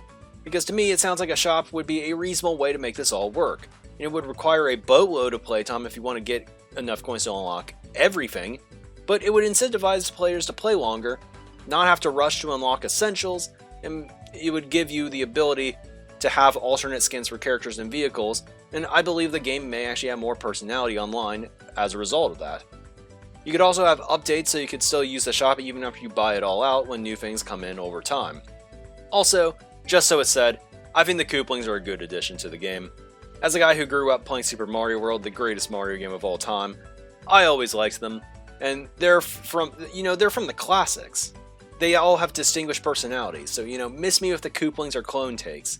Of course, everyone would just love having the Kooplings if there was no arbitrary feelings of scarcity to begin with, because if the next game had like 50 characters and a ton of alternate costumes, I think that nobody would care about their presence, and then you'd finally be up to the standard that Double Dash set when it comes to timing and what you expect. Let's talk about some items now, but I need to start with a little bit of a disclaimer. MK8 Deluxe has rewired my brain when it comes to thinking about items in Mario Kart 8. Because the games look so similar and feature all the same tracks, it can mess with you a little bit. And I've played a little bit of 8U again recently, and I think that most of these takes are accurate, but just keep in mind that I've played mostly a game that looks like 8U, but isn't 8U for a long while now, so just a little bit of a disclaimer, I think we'll be fine though. As mentioned, the coin item enters the roulette for the first time. Well, first time since like SMK or something. And I briefly mentioned that this item is very useful, but also that it wasn't implemented very well, due to how defenseless it leaves you in first in a game with strictly only one item slot. The biggest effect the coin seems to have on the meta is not really in how it's used, but how its presence in the roulette makes you play with other items. And because you could roll a single coin at every single item box in first place, it made defensive play the overwhelmingly popular strategy. Given that you could see what items people had on the gamepad, it didn't matter how far ahead you were in first, because if you had a coin, second place could throw reds at you the second the coast is clear. And in a game with rare blue shell pull rates, and a first place position that always tended to have to play defensively, there was no reason for second to truly not be aggro if third place didn't have any good items behind them to hit them with. Add on the fact that because there were no position-based elements in the item system, second place could pull crazy good items too at times, including triple red shells. And defensive play was almost a little bit of a meme early on because of one of the community veterans' guides to Mario Kart 8. Almost the entire game synopsis could be summed up to needing to approach each situation defensively. But it was true, and the amount of interactions this game featured probably suffered a little bit for it. Taking shots of items when first was nowhere near as common as it is in Deluxe, for instance. Mushrooms were an item that felt buffed, which is interesting, because compared to Mario Kart Wii, mushrooms were supposed to be weaker in this game. They certainly are in 8D. But due to the nature of fire hopping and being able to take advantage of it on the spot, they ended up being incredibly powerful resources in races. Because typically you still wanted defensive items, chaining mushrooms or using them up was still useful in situations where you didn't want to hold them for a cut. It was actually a unique way to test improvisation, because lots of times you would have to fire hop in new spots out of your typical time trial lines, but it was still in many cases an optimal use of the mushroom. Traditionally, shrooms were better for turns and cutting some off-road, but in Mario Kart 8, sometimes fire hopping on a straightaway was even faster than some turn cuts, and this is noticeable in the Toad Harbor world record if I'm not mistaken. The same goes for triple shrooms, and especially golden mushrooms. Typically there are ideal spots for goldens, but there's going to be a lot of improvised strategies with hop patterns that you do to get the maximum use out of one. And of course, the golden timer helps you understand your limits here. Bananas have been buffed from previous entries, because in the past they spun you out, but they pretty much bring you to a full stop here. Gameplay itself makes getting hit by them more rare, and it's kind of on you if you manage to run into one. But they're definitely more buffed. Green shells, on the other hand, seem to land more due to what I believe are increased hitboxes, but many say is due to smart bouncing as well. The red shell remains overpowered like in Mario Kart 7, and it may even be better in this game, because the item system itself places a big importance on reds. They can be seen as the primary method of displacing first, even over blue shells now. And this is especially true because of the ability to pull triple reds, a topic we'll get back to later. And at the very least, skilled players can sometimes dodge red shells by timing a wall tap with great timing. This is a crucial maneuver in a game with only one item slot, but again, it's not easy. Triple items in general I'm not a big fan of here because they are now automatically pulled out instead of being activated by a button. I think this is an example of item strategy not being prioritized, and it can be detrimental in team play at times. As a result of stuff like this, spacing between teammates is more important than ever, but it just feels like it's done in a stupid way to begin with. The Crazy 8's no different here. One may label this as a new item, but we know that it's just Mario Kart 7's Lucky 7 with a coin added. But like triple items, it's activated automatically right when you get it. A lot of times everything is simply spammed, though the option to hold some items is there as well, notably if you're able to pull it in a higher position. That's something that can happen in this game, and getting to have only one item at once may make it more powerful than it would be in other games because you have a lot of resources all at once. The lightning bolt is weird in this game. Due to the running nature of the game combined with only one item being held at a time, shock bagging is almost completely useless compared to every other modern Mario Kart. It's an incredibly rare pull, and if you go for it, not only is it unlikely that you get it in a given race, you really just have no way to catch up like in Mario Kart 8 Deluxe when you go for it hard. This is because you won't have second slot items, and additionally, all item information is public knowledge in this game. That in and of itself makes the effect of a shock less potent a lot of the time to begin with, and how the shock operates in this game is likely why I see it more like a traditional racing game over a strategy game. Unfortunately, when you can get adapted to a meta that isn't really focused a ton on the shock, it makes the actual appearances of the shock feel really stupid. And the shock is still quite powerful even though it's not always a factor in each race. What this means is that when it does appear, it feels super undeserved. I think that's one of the big problems in this game, the feeling of lottery that comes with it at times. I've said a lot of times that items supplement Mario Kart games and make them better. I'm not entirely certain that this is the case here. When you lose a war to the shock in other games, you may be annoyed, but a lot of the times the opponent may have just outbagged you. But in 8U, I only lost a handful of wars to a late shock, and the one I remembered was an MKU match. We were likely winning, I think we were, and it was a close match and we dominated the front on the last race, which was Yoshi Valley. And the team meta helped solve a lot of this game's problems, just by nature of 6v6 evening out luck. It was about upper pack management and outrunning the other team. Group runs were your win condition if you wanted consistent success. However, in this Yoshi Valley race, the opponents pulled the shock, had plenty of dodges, and won the war by chaining it last set. I didn't feel like we got outbagged, I felt like we were completely robbed. You wouldn't coach us to play the race any differently than we did. One of the opponents quite literally just stumbled into the lightning pole late in the race. The meta is no longer centered around the shock, but obtaining the shock itself feels quite unfair. Even if the shock was rare enough to change the meta to something more front-run oriented, by not removing it completely, it makes every instance of its impact feel worse and lottery-based. Part of what I believe makes the other modern games better is the fact that you truly get a feel of item manipulation, especially in Deluxe. Yes, you're still playing the lottery, but what you can get in a certain spot seems much more calculable. And lots of times, you can expect to get certain items, or one or two items that you need in certain ranges or positions. In Mario Kart 8, outside of coins and first, the game doesn't quite feel this way. And this is one of the bigger criticisms of the game. The item system is simple enough that at times, decision making feels obvious and you're just playing a lottery. I think without 66 matches, this game could have been in a very, very rough spot. Though more of a side note, one interesting thing about the shock in this game is that it changed the meta off of high-speed cars to the pipe frame almost immediately, and this was because you could almost never drift soon after a shock with the high-speed setups, and it was enough to make a difference in the perceived best combination early on. Additionally, the shock's other unique properties in this game was that it was truly the only item in the game that gets rid of opponent items. Not even falling off takes away items anymore like it did in Mario Kart 7 because of Lakitu's new mechanics, and when combining the two factors, it makes for some potential wacky shock calls and wars when applicable. While obtaining shocks were definitely not as common, stars were quite useful in this game. When there's only one item held per set, it's safe to say that item chaining, or using an item into the next box, becomes super impactful. And when you add the distance-based item system in, this gets up to another degree. This is because the whole concept of chaining stems from the fact that if you use powerful items, you'll catch up and get a worse box at the next item set. So of course it's ideal to gain all of your speed immediately after you text your next item box, so you use your item right before it. Bullet bills, I think they got just right in this game, because in Mario Kart Wii I think they were a little bit too powerful. But what happened in MK7 was even worse, because they were practically dysfunctional. I think Mario Kart 8 finds the right balance. They're quite useful as catch-up items still, but not absurdly broken. Another feature with this item that some hate, but that I kinda like, is that bills slow down a little bit before dropping you off. Of course you can say that you just need to choose better bullet bill spots, but life doesn't always go to plan. The slowdown before a drop, added to the ability with the brake drift, reduces the amount of bullet bill drops that completely screw you over, and I'm really about it.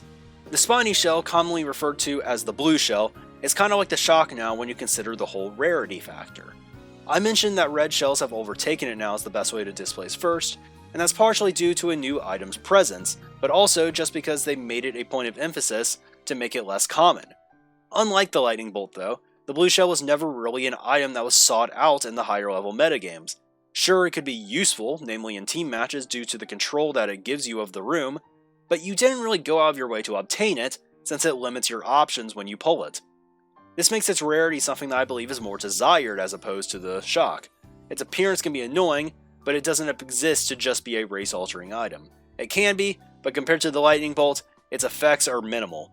Personally, I like it this way because I think it actually benefits front-running without having many negative side effects. I still kinda miss the winged blue shell, but if you're giving the item to people in bad spots, it makes sense that it uses the ground because it usually hits a few people on the way to first. A better solution may be to maintain its probability in this distribution, but to give it some more properties similar to how it was in Mario Kart Wii, in the form of where it can be obtained, the upper mid-pack, and to make it winged. Another feature I like that returns from MK7 is that you still don't lose items after you get hit by the blue shell, so you won't get red shelled on follow-up. And to me, losing the 3 coins in these later games is already enough of a penalty. It's bad, but it doesn't leave you defenseless for an extended amount of time, which leads to Mario Kart moments if you get comboed into oblivion as a result of it all. I think Bob-ombs aren't really worth talking about, so they do their job, slow you down, cost you 3 coins, but don't take your item. We'll revisit the topic of this item later in Deluxe, where it's more of a discussion. Fire Flowers, on the other hand, were the item that made me question their buffing and nerfing decisions. They were annoying enough in Mario Kart 7, and it feels way worse in this game. Overall, it's kinda hard to miss with them, which just sucks for players that have them pulled right behind them. You're truly not escaping, it seems, and the hit stun you take is pretty bad in comparison to MK7 as well. Finally, the blooper. They finally made the item more useful, but at the same time, made it even worse. It's true that the effects I talked about earlier with it still exist, and impact other racers much more than it did in past games, but the issue I have with the blooper is in the item distribution. Like I've said, the people who claim that green shells in 12th ruined their race are probably lying to you. If you're able to pull greens, you can't get the most powerful items to begin with, so that's on you for being in no man's land and pulling the green shell. If they say blue shell or blooper though, there may be some validity to the claim. At the very least, blue shells are valuable in team matches, but the blooper is a bit of a problem. This is because the devs actually thought they made the blooper good by buffing it, when in reality, it's just bad now instead of the most useless item of all time. The distribution treats the blooper like a power item when it's just not. It and the blue shell are still more rare than other power items, but they're certainly possible to obtain kinda far back in the pack, and you know, with one item and everything, that's tough. When I returned to this game, these pulls were one of the most annoying things to me, because in Deluxe the intervals for the blooper stayed roughly the same, but the most important difference was that Deluxe locked the blooper out of being pulled in the bottom 4 spots. If you don't want it, you technically don't have to get it ever, though it may make you a bit stubborn if you never get an 8th place box ever. The blooper shines a little bit more in the Crazy 8. This is because you still get the effects of it, but you get to shroom up, star up, etc. And this is where you actually notice how much you actually outspeed people when they have to deal with it, because you're actually going fast. Really, the blooper distribution showcases a harsh truth about the Mario Kart 8 item system. While there may be some value to a distance-based system, what is ideal would be to have a game where items are both distance and position-based, a hybrid. And this would mean a world where you can't pull triple reds in 2nd regularly, a world where single bloopers can't be obtained in 9th, a world where shocks and Crazy 8s technically can't be grabbed in the top half, and of course, a world where you can more frequently predict your rolls, weigh the odds, and take calculated risk more frequently. I think the distance-based item system truly fixes some of the issues from the old system, but it just wasn't properly done here. I won't keep you waiting then, girl. Now this first one, exciting. Ooh, what is it? The boomerang flower. A boomerang? Will it come back to hit me? Never. But it may hit someone else. See? What? You missed! That's what you think. Wow, exciting! See? Even if you miss on that first throw, you'll still have the chance to smack them on the rebound. That even sounds easy to me.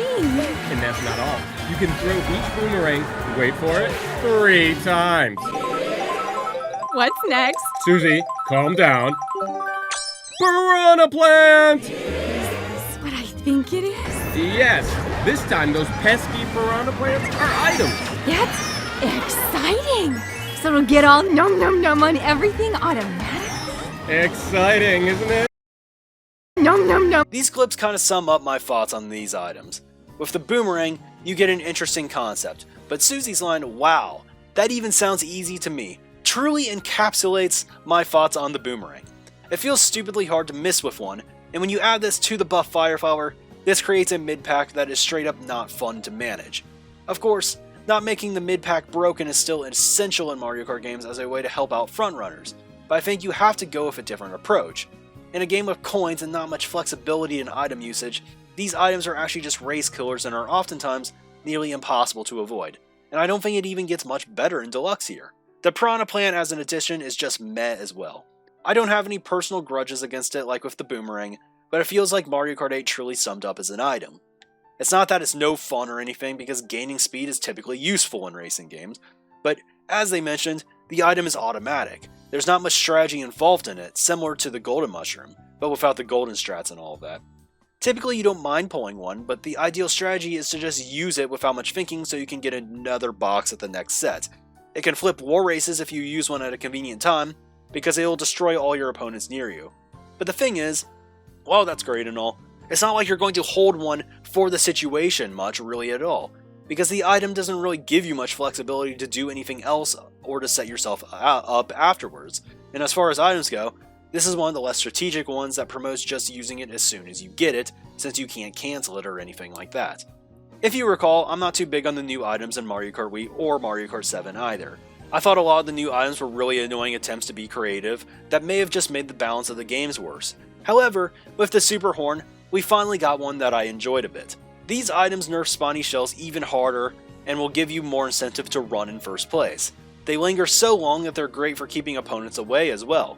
It gives you a lot of power, in summary. The biggest knock on this item is the question of whether or not pulling one is deserved. I mentioned the lightning bolt and how it kind of felt BS to pull one and really lucky. You can ask the same question here. In earlier games, the only way to dodge spiny shells was to carry a mushroom or dodge item into first, because these items weren't actually obtainable in first. People felt that when they dodged blues this way, it was actually deserved, and with Super Horns, people say that it's just good RNG and that the pulls aren't really deserved. You had to work to get the mushrooms into first, but with a Super Horn, maybe you're just running and you're lucky enough to pull it. I think this argument falls flat though, when you realize that people don't really deserve to be screwed over by a blue shell just because they're winning. In my mind, the ultimate goal is to win a race, so if you want to make a decision that buffs first place, I'm typically for it, as long as it isn't so powerful that people can't get outlined or lose it due to carelessness. But a possibility in older Mario Kart games is that someone front runs and just no blue shell comes. To me, a blue shell coming when you pull a Super Horn is pretty much the same luck as none coming at all. At the end of the day, I'm not going to complain that horns are undeserved bailouts, because we should want a game where first place is a fine place to be in on lap 2. The existence of the blue shell on its own is already counterintuitive to a racing game, so nerfing it in any way pretty much incentivizes running as a win condition. Maybe it's undeserved that you pull a horn, but this isn't like the shock where you just get bailed out for losing. This is you being in control and being rewarded for being in control. Another reason why I like horns is that they added a new dynamic to team matches and are buffed. You don't have to be in first place to horn a blue shell, so it creates a new way for teammates to keep their team in first. It's harder to horn a blue when not in first, but yet it's another thing that incentivizes group running as a win condition. They're an amazing item for stop trolling too, probably a little too much so. I think horns may last a little bit long because I've noticed that even when someone seems to completely miss somebody on a slowdown, they linger for so long that a braking opponent may just have to come to a full stop to avoid it. It really takes that long. Super horns also have a weird effect on the item distribution. I've noticed for a long time now that horns tend to be obtained in pairs, which means when one horn is in play, there's likely to be another one. My theory is that there's a super horn timer in-game, and there are intervals where it's more likely to pull them. It would explain moments like these as well. Oh my gosh, no! Oh my...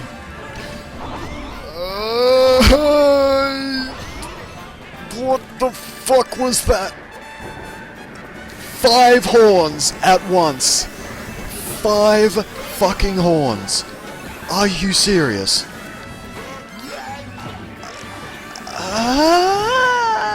What is going on? Yeah, maybe a super horn limit would be ideal. Maybe Nintendo saw this clip because horns can no longer be pulled in the first 20 seconds of a race in Deluxe. And to finish this section off, let's talk about some of the tracks. Here's my tier list with tracks being unordered within tiers. Keep in mind that this is different than it was for MK8 Deluxe to me. For the most part, I like the new possibilities that Anti-Gravity brought to the track design, but it didn't fully shape my opinions. I like some of the more wacky tracks like Dragon Driftway and Electrodrome here, but at the same time, some of my favorite tracks in the game, Music Park, Tick-Tock Clock, and Royal Raceway, had no anti-gravity sections whatsoever. And I found that what was more impactful to my opinion was how fire hopping complemented some of these tracks. I liked the original Royal Raceway a lot, but I liked it even more in this game, and tracks like Wario's Gold Mine I used to not care for, but I liked it a lot in this game. Yoshi Circuit also benefited a lot from these mechanics, but no track improved more as a retro track to me than DK Jungle did. The strategies were nice here, but really I liked it that they made the track feel more level than they did in Mario Kart 7. It's a lot more satisfying to drive as a result, in my opinion. Super Bell Subway was a track that just agreed with the mechanics of 8U. Sunshine Airport and Mount Wario were really fun ideas in my opinion. Overall, I feel like the quality of new tracks was slightly above average. What made me really adore Mario Kart 8's track selection though was the retro track selection. There were some duds for sure. This comes naturally because they always include some Super Mario Kart tracks. But not only did they choose a ton of tracks that I really liked in their original games, they updated them to make them feel truly modern. This was new, and one of the reasons why I think Mario Kart 8 had so much hype before the game came out. In past games we had retro tracks, but they were largely just direct ports from the original games. Tracks like Wario Stadium and Cheeseland were nearly unrecognizable at first, and they really went hard with the remixes as well, instead of just having the same song playing in like the last few games. One thing I noticed before launch though, was that some of the casual audience took this idea a bit far. There were criticisms over retro tracks like Music Park and later on Neo Bowser City, because they were largely unchanged from Mario Kart 7. They say don't fix what isn't broken, and I agree with that sentiment completely. These tracks already were modern, and there's nothing wrong with just adding a good track into the game even if they're relatively unchanged. The new Rainbow Road I think was a little bit disappointing. This was because they hyped it up a ton before the game came out, and it seems pretty average when it was revealed. Lots of people hated on it because the space station existed and made it not a true Rainbow Road to them, and I don't really understand this criticism. Because Mario Kart 7's Rainbow Road probably had a larger portion of its track taking place on a planet's rings and the moon, and casually that track is loved by everybody. I don't get the hate with the new one, I just didn't think it was great. This is all I truly have to mention on tracks though. I'd rather move on with the video than just giving 10 minutes of in-depth track opinions, and I'll always elaborate if people want to hear thoughts on individual courses in the comments. Feel free to compare a list with me, and if you're curious about these tracks at large too, a while back I did a top 145 list, so feel free to go watch that if you want. I think there were some claims that the game was incomplete at launch, and those claims were certainly validated with some time. The battle mode looking like a husk of its former self was one reason to think this, but some obvious features were just left out as well. This included stuff like an on-screen minimap as well as a statistics screen that would tell people important things, such as their current coin tally. So in August 2014, a few months after the game launched, a free update was launched to include these things. Battle mode remained a barren wasteland until Deluxe, but at the very least, the game felt finished now. There was some kind of Mercedes deal also where they added some new vehicles representative of some real-world vehicles, and ironically, one of them had the same stats as the pipe frame, the meta combo of the game. They also made it so the coin was now only a 40% pull-in first instead of 50% if I'm not mistaken, which made the game a lot more playable. This may have been done earlier than this August update, but I'm not entirely certain. All I know is that they changed it, so props to them, it made the game better. They say things are better late than never, and I'd agree with that, but it's still not really excusable to not have your game be finished. We saw some worse examples of this in the form of Splatoon 1. Really, I think it's best to just delay a game a month or two to work on all the needed features and not have it feel rushed, but the deadlines are deadlines in the corporate world. I think the most interesting thing to come away from the 2.0 patch in August 2014 wasn't feature related or involving the game finally being finished though. It was the new VR system. The first months of the game versus rating acted similar to both Mario Kart Wii and 7. Gains and losses acted like MK7. The amount of total VR in the system was inflated by playtime because you gained more than you lost. Winning a race would net you like 20 to 30 VR, while getting last would make you lose like 5. It was like Mario Kart Wii though, in the sense that the maximum VR was quad 9s, 9,999. It's hard to believe this ever really existed because we know the state of the VR grinding today, but it was actually like this at one point. Patch 2.0 changed all of that by making the new maximum 5 9s instead of 4. Except it didn't quite kickstart an era of VR grinding, it was quite the opposite. In my opinion, this was the only attempt that Nintendo has ever made to make a VR system that was actually reflective of skill.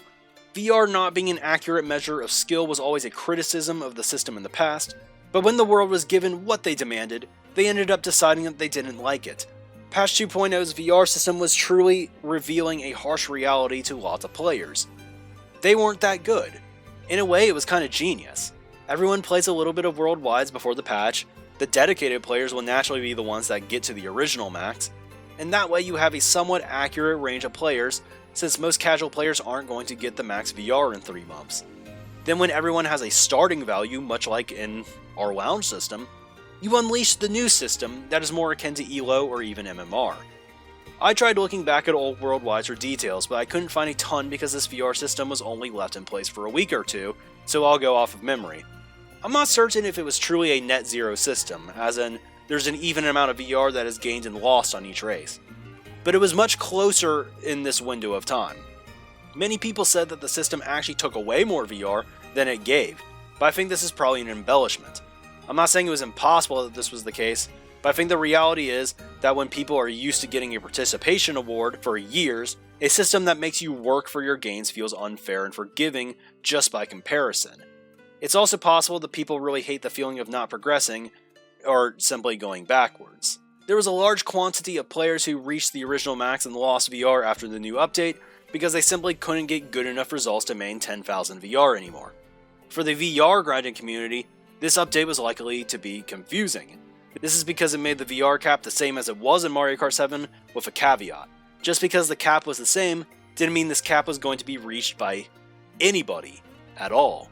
And this system instead was going to eventually lead every player to a point where their VR would stabilize, and that would roughly indicate their skill level, plus or minus some VR. It wasn't meant for infinitely gaining. So if you wanted to gain VR, you needed to improve your skill level, not just mindlessly play the game more. So what did people do? Well, they absolutely did not try to improve. They just complained about the system being unfair, and at the end of the day, this was just the modern day version of snaking. It was a system that was too hard for some people, and instead of adapting and taking the approach that is actually more rewarding, people would have rather taken the blue pill. This is why you see Mario Kart Tour making so much money. You could see players improving their scores by getting simply better, but you could also, buy the gold pass, buy the rubies, and it makes everything systematically in your favor. So the system was changed again, and then we settled into our new reality where people could endlessly reach any goal they desired with enough time. Was this a monumental loss like I'm making it out to be? Not really. In reality, there was nothing confirming that each player would even play enough games to reach their stabilization point, but it would have been cool to have a worldwide VR leaderboard. In a sense, this idea got replaced in an unofficial manner with MMR from the Mario Kart lounges anyways. It really just goes to show that people will want to always choose the path of least resistance, but you know what? I can't really fault people for that. Maybe they just want to spend their free time playing worldwides with Yoshi on the City Tripper, and they don't care about results or improvement. That's perfectly fine too, because in the end, it was just disappointing to me, and not everybody sees the game the same way as I do. Patch 2.0 was interesting, but I need to talk about the good stuff now. The pay-to-obtain DLC packs. DLC is a pretty hot topic in the video game industry these days, because a lot of times it's simply a scam. Sometimes games have pay-to-win elements where you pay for something that is going to give you a competitive edge, only for the developers to intentionally make something better later on. That's how they continue to make money forever. In short, there's a lot of ways to mess up DLC, whether accidentally or intentionally. I truly mean this when I say it. How the original Mario Kart 8 did DLC should be the industry standard. It was done right. Lots of people think Smash Bros. When thinking about DLC in Nintendo games, but I would argue that Mario Kart 8 provided way better value. Each pack was a little more expensive than a Smash DLC character, but it came out to about $1 per extra track, and tracks are truly what you pay for when you're playing a Mario Kart game as well. They create the gameplay, and you're guaranteed to get ample time playing all the tracks in the game.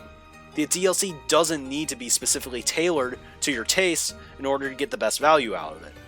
It's more so DLC that adds to your game experience at large by increasing the game's overall variety, and of course, you might learn you have a new favorite tracks as a result as well. The DLC ended up adding plenty of new tracks that I thoroughly enjoyed. New tracks like Hyrule Circuit and Dragon Driftway, as well as some of my returning favorites, Neo Bowser City and Ribbon Road. Of course, it added some new characters and vehicle parts as well. The vehicle parts is where it gets a little bit messy though. Not really a ton of course, but it did something that we weren't expecting. It added a new type of vehicle to the game in the form of the Blue Falcon. The way kart frames worked in Mario Kart 8 is that there's only actually a certain number of statistical spreads. Lots of karts share the same ones as others. If you remember, I mentioned that one of the Mercedes DLC karts had the same stats as the pipe frame. Well, the Blue Falcon had a new statistical spread. It was faster than the pipe frame, but not as fast as the top speed karts that we talked about briefly earlier. Unlike those speed karts though, it still had solid maneuverability and was able to start drifts after lightning bolts, and ended up being very useful in time trials, and along with its Pack 2 counterpart, the Streetle, they became the best karts in the game. Now this isn't really a huge problem since the pipe frame was still more than viable, but there was effectively now a paywall to time trial and to use the optimal setup. It was only a minor frustration because all the serious players got the DLC anyways in order to compete on every track, but technically, you shouldn't want to have to pay to compete. I don't think this was done super intentionally either, it just kinda happened. I guess my point is, you didn't buy the packs for a competitive edge. You bought them because you liked the game and it was a value deal. All things considered, the DLC did a great job keeping the game fresh a year into its life, and made the game better in the long run. I would have easily handed them more money if they wanted to make 2 more packs, so 60 new tracks. They just unfortunately decided to not go that route. And the game truly has shaped my thoughts on how DLC should work though, for multiplayer games. You shouldn't be paying for one thing, but rather it should be appealing for people who would want new content in general, include lots of different things and treat it as a way to improve the game at large. I feel at times Smash DLC comes across as hit or miss. You may like the new character, and you may not care less. But maybe if the packs included a couple of characters, Mii costumes, and a decent amount of new stages, new music tracks, and maybe a new mode, I think it'd be reasonable to spend $10 on that, and likely be easier for people to just get everything at a reasonable price. Getting all the DLC in a game shouldn't cost more than the base game itself, because very rarely is DLC going to be doubling the content in a game. I think more people would be willing to buy new things and costumes, for example, if the pricing was reasonable, and I think we lose sight of that. Profit may even go up, because as it stands right now, not many people are going to buy a bunch of $1 add-ons. They have a ton of things that you can add to your game in Smash, but nobody's going to justify, really, buying like a $1 Sans costume in Smash, right? Yeah. So to Mario Kart 8, A+ DLC. A+, well done. I've gone through pretty much everything now, but there's a few things that haven't been mentioned. There was a very big part of the DLC that went unmentioned as well. But let's talk about one more thing. It's probably a surprise that it took me this long to address the elephant in the room, but this topic fits this section well. Of course, that topic is kart versus bike balance. Going into this game, it was clear that they knew that they messed up with Mario Kart Wii. Like I've said before, you can't tell me that they actually playtested the karts in that game. The turn after the cannon on DK's Jungle Parkway is simply not reasonable for many of the karts in the game, so they made an active effort to fix the balance this time. They were so confident that in their MK8 Direct, they had a segment about the topic. Our fastest lap times are... Eureka! It's not by much, but this time the kart was actually faster than the bike. That's right. You'll find that bikes have the advantage when cutting tight corners is key, but when it comes to flat-out speed on a straightaway, karts have the upper hand. That's what makes it tough to come up with a definitive answer. It depends on the course. Guys, I think I cracked the code. On the tracks where you can fire hop, karts are faster. I feel almost bad having this discussion right now because the guy really looks so confident in the playtesting, but I feel like this was really careless on the part of the entire development team. I feel like they had to have found out about fire hopping in development because it was quite frankly really obvious. This was something that pro players figured out on day 1 of the game being out, because let's be real here, hopping out of drifts to realign is very intuitive. It's my hope that they discovered it and left it in intentionally. Either they knew about fire hopping and lied about the balance in this segment, or they were actually clueless, which may be the most embarrassing and most likely thing about this whole scenario. I tend to think that they were actually just clueless because fire hopping was patched out of Deluxe. You may claim that they had to patch it out for a new game once people found out and complained about it, but there's another thing that makes me believe that they simply didn't want it in the game. The last feature of the DLC that came along with DLC Pack 2 was the free addition of 200cc to the game. This was an engine class that was theorized in the past, but never thought to actually be a real addition that the game would ever have. It was more of an idea for modders or hackers, but they actually put it in the game as part of the final update, and I really couldn't believe it, to be honest. New shortcuts and strategies were discovered, some even by Nintendo themselves. This mode gave even more justification to the brake drifting feature, but more importantly, it seemed like a real attempt to give Mario Kart a real hard mode. To the casual audience, 200cc sounded absolutely insane, and in reality, it even was. The mode was so fast that the meta combinations weren't very good at it, they were simply too fast and didn't have enough grip. I thought that this addition was really cool. Typically free content is good content, so I'm all for it. My biggest worry, of course, is what the competitive players are going to do as a result of it. We know what happened now, but early on it was apparent that this was different because fire hopping no longer worked on 200cc. In a way, it seems it was actually one of the original intentions of the mode. and while 200cc was more naturally difficult, most players felt that 150cc still felt more refined and less spammy. Additionally, I must admit, some of the courses didn't feel fully play tested on 200cc. Some limits were placed on how much speed you could gain in some areas as a way to prevent people from, crashing after tricks, and the effect felt like extra gravity. It happened on a lot of the bounce pad boosts, for instance. It seemed also that karts were still very much preferred on 200cc as well, but maybe at this point everybody was just used to playing that way. In 8U specifically, many would tell you that 150cc was harder to master still because of the additional tech. I'm not sure if that was true, but I admittedly preferred 150 as a mode. One of the disadvantages to the community was, since we decided to play 150cc, it was really hard to explain why 200cc wasn't the preferred mode to people who may have wanted to get into the scene and thought that that was their preferred playstyle. And it was hard because, intuitively, it sounds like 200cc should become the new standard.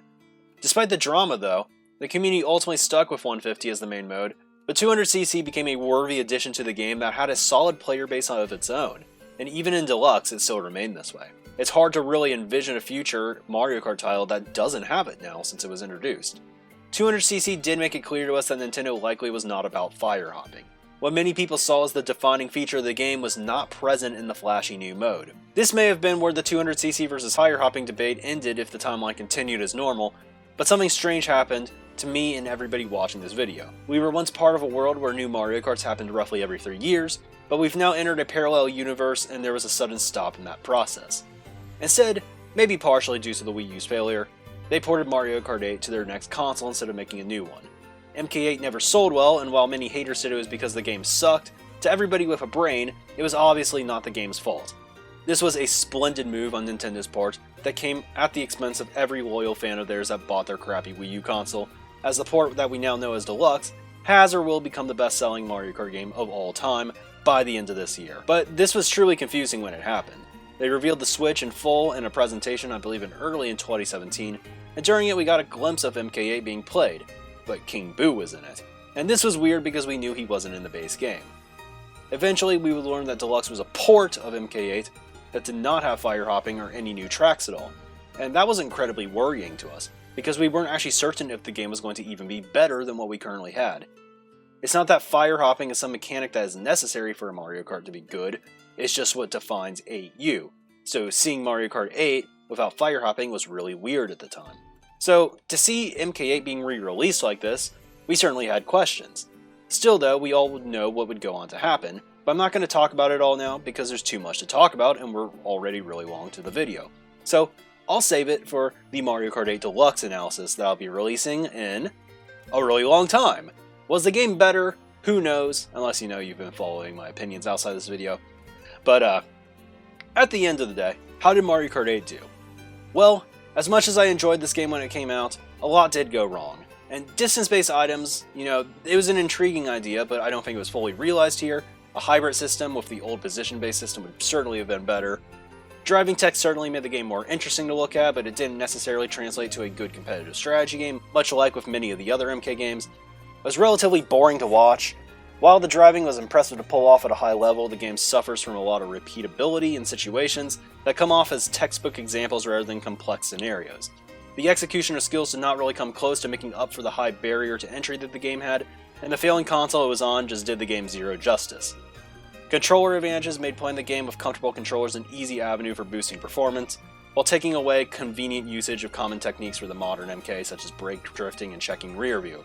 Many good features such as missions or battle modes were omitted or were rushed to push the game out on time, and instead features like Mario Kart TV that didn't really enhance gameplay took up a lot of the development time instead. It was truly a head scratcher. But to its credit, Mario Kart 8 as a complete package did a lot of good things for the series. Many may point out that it didn't have the kind of character roster that Mario Kart Wii had, or that it didn't have a tournament or mission mode and therefore it was a lazy package. My question to these people is, would you rather have a tournament mode in Diddy Kong in the game, or would you rather take 16 extra tracks and 200cc as an option? Mario Kart 8 was the first game since MKDS that truly offered a boatload of more content compared to the last game, even if it was because of a really good DLC package. The look of the game is great, the time trials were interesting, the soundtrack was great, and it felt like they truly did give a damn this time. I love the subtle change of item box respawns being sped up. There are a lot of aspects of this game that were simply different, and that can be scary sometimes. but different doesn't always mean bad. Did they make a lot of bad decisions?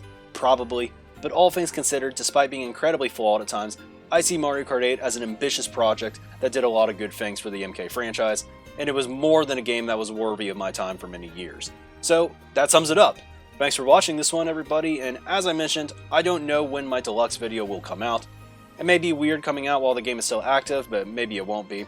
The deluxe video will likely not be like the last few analysis videos just because it's a re-release of a current game, or Mario Kart 8 I mean. And a lot of the changes and features of the game I covered today already. So not every aspect of the game will even be discussed, just the ones that were changed for better or for worse.